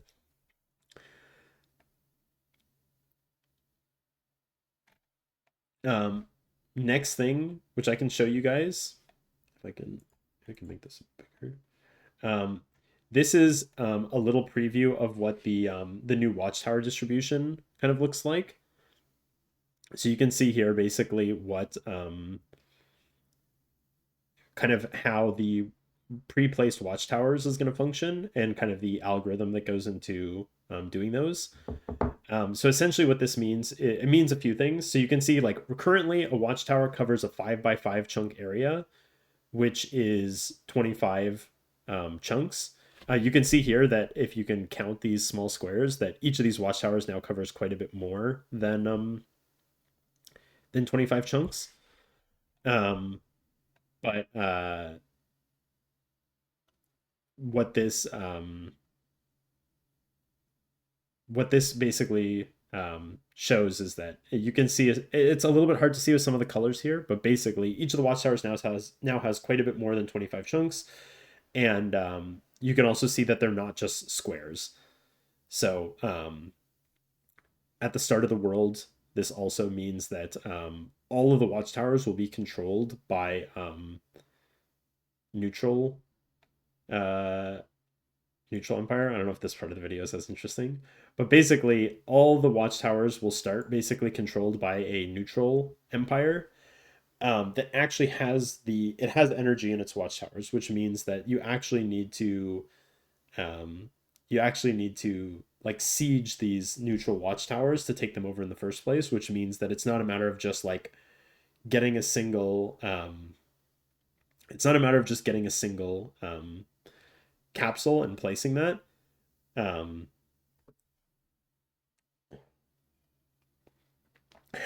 yes, you can see some of the developer UI that we have for cheating stuff when we're testing things. Um, how do we join a neutral empire? So you can't join the neutral empire. The neutral empire, think of it as like an old. The neutral empire also doesn't fight back when you siege it. Neutral automatons. We're not dropping into Cyberstan if that's what you're asking. Um, the uh, the neutral empire, think of it as like the remnants of an old empire that previously existed, and you're basically going and essentially taking it over, but it's like a dilapidated empire that no longer exists. So around 50 towers per region. um yes, I think what you can see here is that this has like around 55, but this is not finalized. This is more of a demonstration of the system. We are kind of fine tuning this for the production world. Um, does unmaintained empire does unmaintained territory return to neutral over time? So no, but kind of yes. I would say unmaintained watchtowers will not currently like lose their ownership. However, when a watchtower is not maintained, that territory is no longer considered. So if you had a empire that owned all the watchtowers on the map and they all got to zero energy, the emperor would lose their crown because effectively their territory is less because the territory is not counted for watchtowers that are out of energy. So hopefully that makes sense. Can you create an empire without watchtowers? Name only empires. Yes, as you already can do right now. So essentially, every empire starts in that state. So the only way you can capture territory is by having an empire, and that empire will, by extension, not have any territory when it's created. What this means is that essentially you start a claim, you found an empire, the empire is territoryless, you'll have a broken crown, and then you essentially would want to go out and probably actually on the territory that your settlement is in, you would want to capture that watchtower. I think this also will make for interesting decision making at the start of the world of like where do we want to build our settlement, and probably also negotiating to make sure that there's no other big settlement in the same like at least like home watchtower area that we're building in, because we won't want to be competing for like a single watchtower between two large settlements. And I think hopefully that's going to lead to some kind of diplomacy and stuff in the early game. How many titles do territoryless empires have access to? I'm not sure what you mean by titles. Oh, the ranks. Um, I'm not sure off the top of my head. This is being rebalanced, but um, I think we can make sure that it includes some. I think previously you didn't get any until you had some amount of territory, but I think you're still going to scale up the amount of ranks that you have access to. I think, like I would say, this is one of the cosmetic things that's a reward from having a big empire. So all the thresholds have been rebalanced to accommodate these new size thresholds. Um, so keep that in mind. Can we see the new crowns? Yes, we can. So um, we can talk more about this in the future, but I don't know if there's anything else to show in this, but you can see here, I guess, a little bit of how this looks. So the new crowns, we actually have, so you can see here, I think these four along the top are the ones that are already in the game.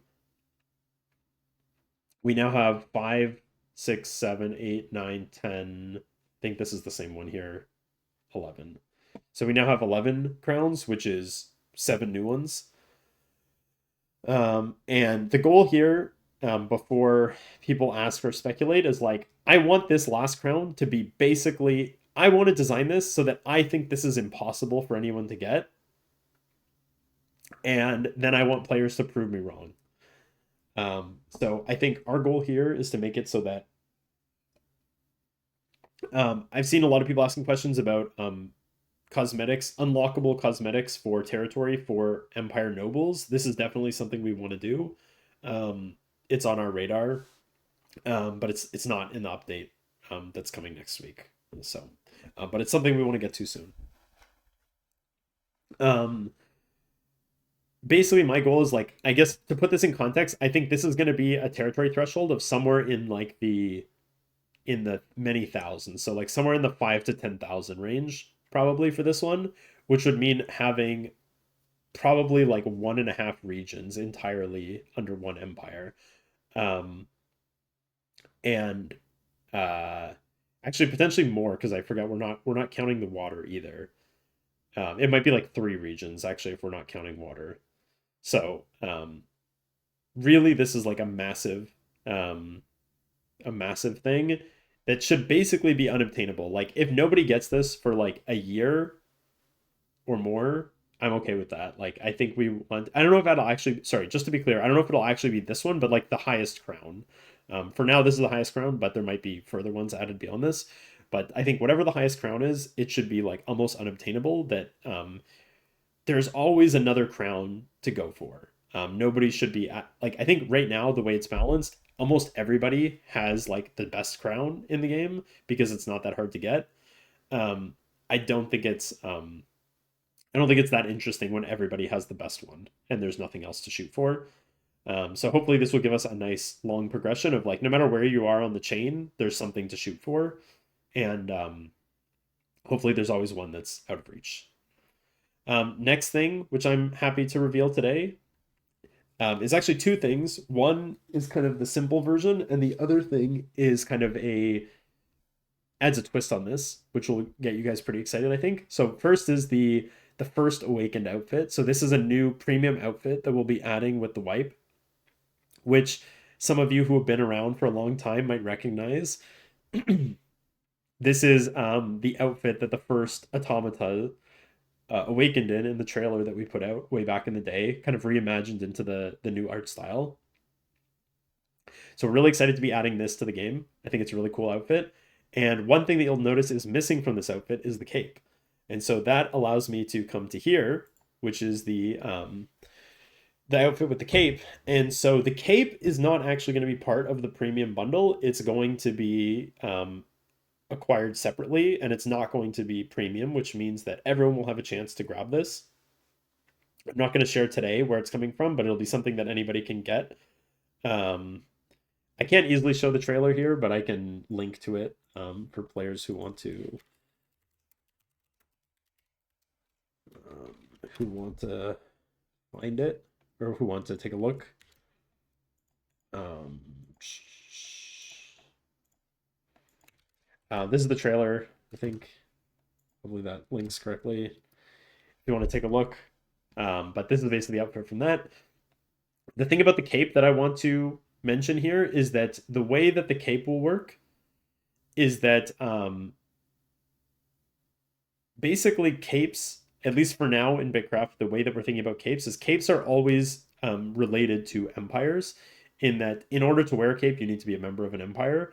And while there's going to be a variety of different shapes of cape and different kind of like details on the cape that can be um, part of the cape as far as different capes that you can acquire, all the capes will have some sort of tie-in to the Empire logo. And what this means, the Empire emblem rather, and what this means is that kind of any cape that you wear will be kind of showing off your Empire colors in a way.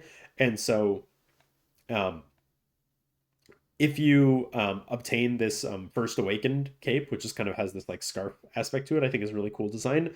Um, you'll be able to wear this instead of the default Empire cape to show off your Empire kind of emblem. And as a part of that, this also is kind of us paving the way for more capes to be unlocked in the future. So you can think of this as, or you can imagine in the future, like noble capes that can be acquired for high-ranking nobles, potentially even augmented based on territory. You can imagine like a super regal emperor cape. I think the sky's the limit here. You could imagine like after getting to a certain level in skills, having kind of seal themed capes. Like you'd imagine like a forester's cape or a hunter's cape that has a different shape but still kind of ties back to your empire. I see people saying custom PNGs later, custom RBG RGB on it. I think one thing we'd really like to do is open up the ability to do like custom emblems for empires. We have an idea in mind how we would do this. It's not something that's like next on our roadmap, but I think it's something I'd love to get to in the future. Um, the way it would work is you would it would cost shards to upload a custom emblem, and that would involve a verification process. So you can't like there would be some level of quality control there to make sure that people don't have like I know in Black Desert or whatever, you'd see people with like Pepe flags and stuff like that. That we I don't think is exactly what we want in BitCraft, but I think having some guidelines and then having a review process is something that we can do there. Next is what I can share as a. This is not the in-game version, but this is like uh, the 3D model for the. This is the tier two um, storage house. So this is going to be a. It has a new footprint. All the storehouses will have the same new footprint, and we actually have several tiers of this. Only the tier two one is going to be available on the wipe, but where I think we're going to have maybe the tier three, four, and five added in the next update or two after that. Those are almost done right now, or I think a few of them are done already. Um, yes, so this should fit in nicely with the other tier two assets. I think like we've made some changes recently to the tier two gates and the walls. So I think we're kind of trying to um, what is a storage house? We talked about this earlier on stream. This is if you played the game back in the alphas, it's similar to the enterable versions of claim enterable buildings that we had back in the alphas. But essentially, it's a non-player house enterable building that is on claims, and only claim members can enter. You can put storage and trading stations inside for now, but we'll be potentially expanding that to other stuff in the future. Next, which I'm not sure if this is going to be in this update, but we also have some new emotes. The goal here was to create a bunch of poses that would be cool for taking group pictures. I'm really happy with the way these are turning out. And so I'm looking forward to being able to get these into the game.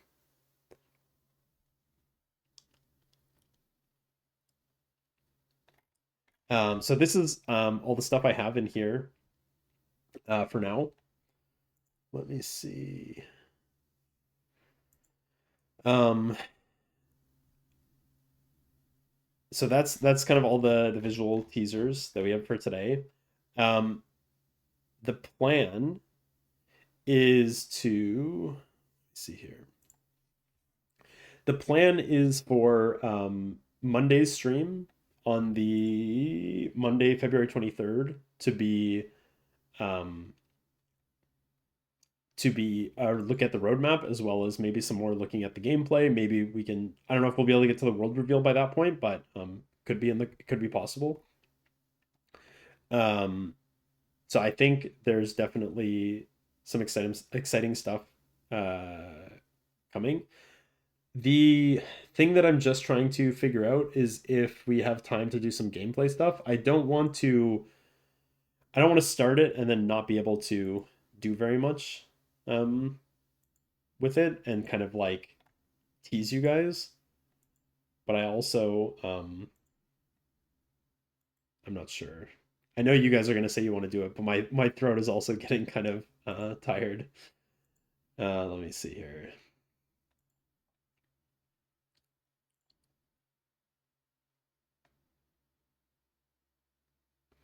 Do it, do it, do it. I might have to put like a time limit on this because otherwise it'll drag on. I'm also not sure. I know the engineering team uh, just pushed some changes to fix some issues that we discovered.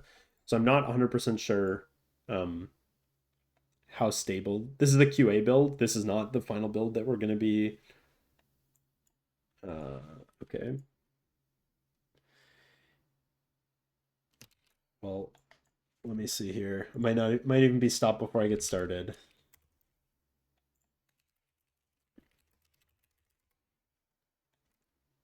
Looks like I might be having an issue logging in. We'll have to see if I can get around this. Otherwise, this might be that might be it.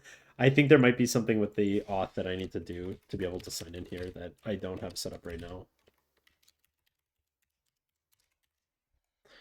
Let me try something. We'll see if this works.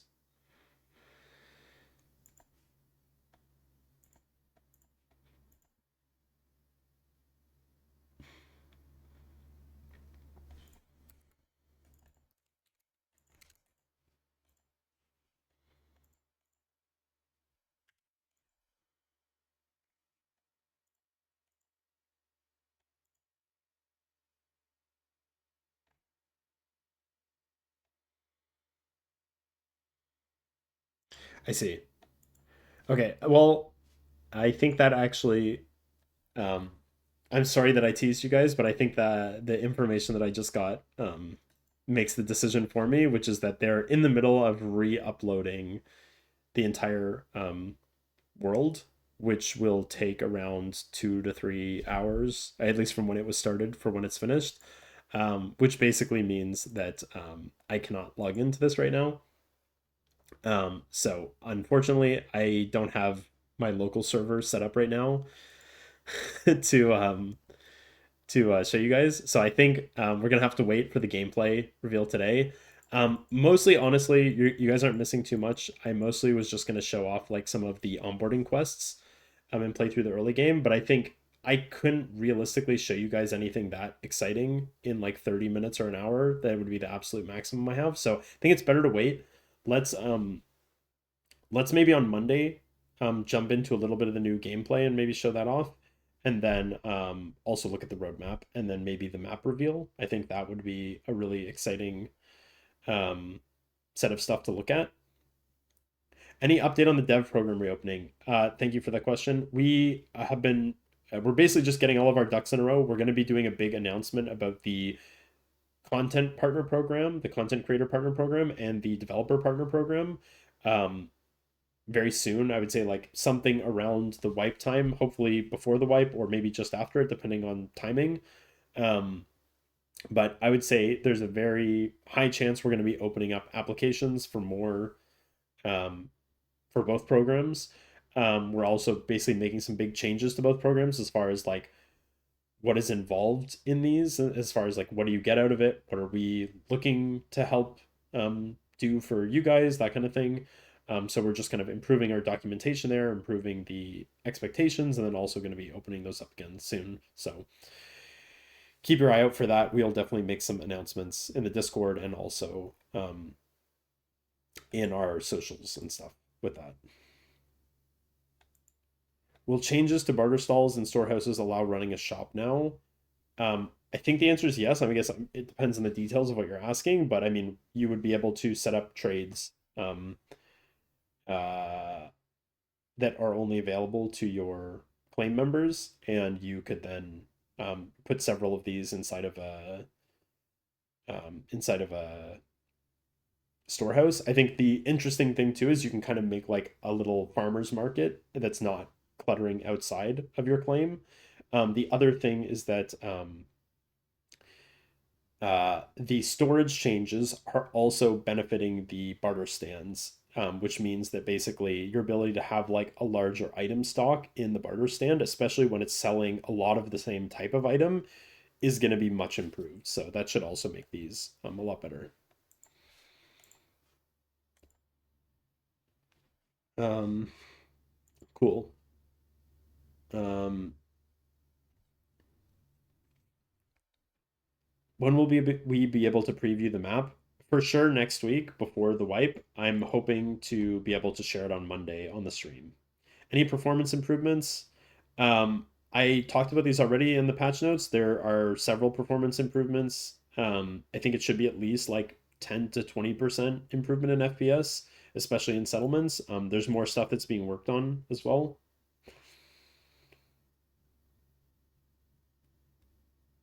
Um, does every continent have every biome now? So in fact, it's the opposite. Um, in the new world, there are less unique. In the current world, I think there's 9 or 10 biomes per region. In the new world, it's closer to 6 or 7, I think, or maybe 8. So it's down at least like 2 to 3 biomes per. I guess I can tell you guys are Gen Z from the comments, but the in general, the goal is that we're trying to make it so that the regions feel more distinct. I think making it so that if you live in region 8, it's not like, hey, region 8 and region 7 are virtually the same. We want to make it so it's like, oh, this region is the region that has this unique combination of stuff, and this region is the region that has this unique combination of stuff, and also the land masses and the other stuff. Um, sorry, Gen. Yeah, you're right, Gen Alpha. um, but I think making it so that like each of the regions feels a lot more unique and like has its own identity is something we're going for. The other thing is we're also trying to create interesting trade-offs between like there's some areas of the world that will be attractive to live for some reasons, but there will be challenges that come with that for other reasons. With I want to leave a few surprises for the map reveal, and I also want to leave a few surprises for when players get into game. But that's all I'll say right now is just that we tried to create some. We tried to get some places that people are going to see and be like, "Oh man, we definitely got to build there," and then either as as you look at the map more or as you get some information when launch day comes around, you're gonna learn some stuff that's going to change your calculus a little bit. So we want you guys to be able to plan, but we also want there to be a little bit of room for discovery. The thing that I can say is that all of the regions have up to tier 4 for everything that you need. So previously in the current world, it was every region, with the exception of, I guess, region 9, had everything up to tier 5. So from one tier earlier, you'll potentially be forced to travel to other regions or to import materials from other regions, which I think is not a massive change. But what that does allow us to do is um, have it so that the number of biomes that need to be in every region, I think it went from like 8 required regions to have everything up to tier 5 down to, with a few tweaks we made, all the way down to just 4 biomes to have all the materials. So that's a big change that allows us to have bigger biomes in each region. It allows us to have kind of more interesting shapes of them, um, and a variety of other things like that. Um, cool. So I think now is probably, are the region maps smaller or the same size? They're the same size, and they're 80 by 80 chunks per region, and there's 3 by 3 regions that'll be available um, at the beginning of the wipe, and then we have up to 25, kind of with 16 additional in addition to the 9 starting ones, kind of on standby. So um, we're planning to add those either as, um, if we run into CCU constraints at any point in the future, we can very quickly add new regions to handle that. I think that was something that we were capped out by at the start of early access, that we'd like to not be limited by in the future. And we also have, so we're cooking up some plans for new regions that will add new content to the game, that will be kind of like seasonal regions or permanent expansions to the game that add new biomes or new resources or other new interesting things. I think with that is probably a good chance for me to wrap things up. My throat's getting pretty rough, and I've kind of covered everything I think I can go over right now without this staging server up. Um, the problem will be that there's a massive boom in players. We add like 4 regions, so we're not going to react that reactive to this. I think we're going to be a lot more cautious. I mean, obviously, we're aware of these types of issues that can happen. We want to, we're not just going to say like, oh, we're at the max CCU, let's like add a region, then add a region as soon as we hit it. There's going to be some calculus that goes into, I think, there's plenty of MMOs where people wait for like 5 hours in queue on launch day. I think there's a certain level of like, if players are waiting in queue for an hour or 2 hours, I don't think we're immediately going to add a new region. But if it's like, hey, we spend a day being at the max CCU, we might seriously consider adding an additional region and then wait from there, and evaluate from there. But I think we're definitely conscious and not going to just be trigger happy on adding too many. Um, cool. So, thank you guys all for tuning in. I'm very much looking forward. I was hoping I'd have some time to do some gameplay, but I think it's probably better to save it for another day.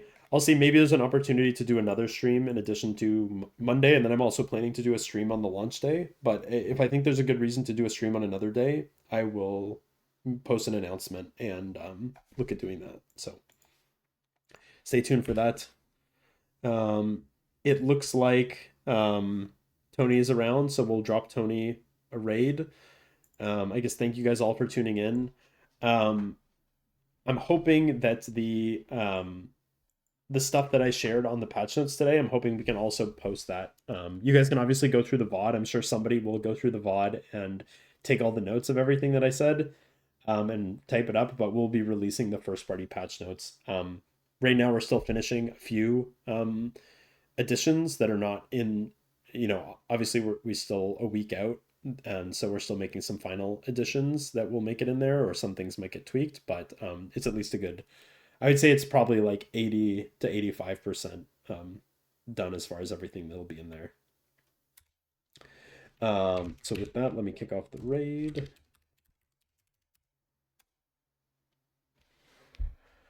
Um,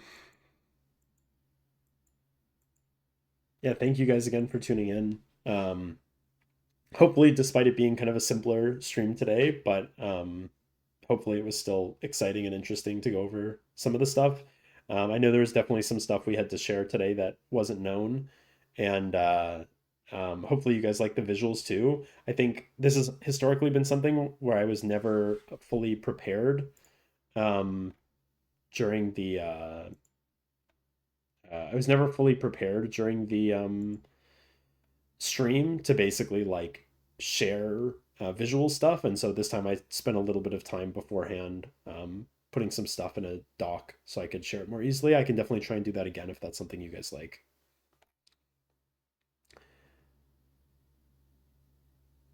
Um, the VOD should be available as soon as the stream ends, and it'll be available for I think like 10 days or 2 weeks or something like that. So you can check it out. Cool. All right. Thank you guys, and have a good rest of your day. I will catch you guys soon. Cheers.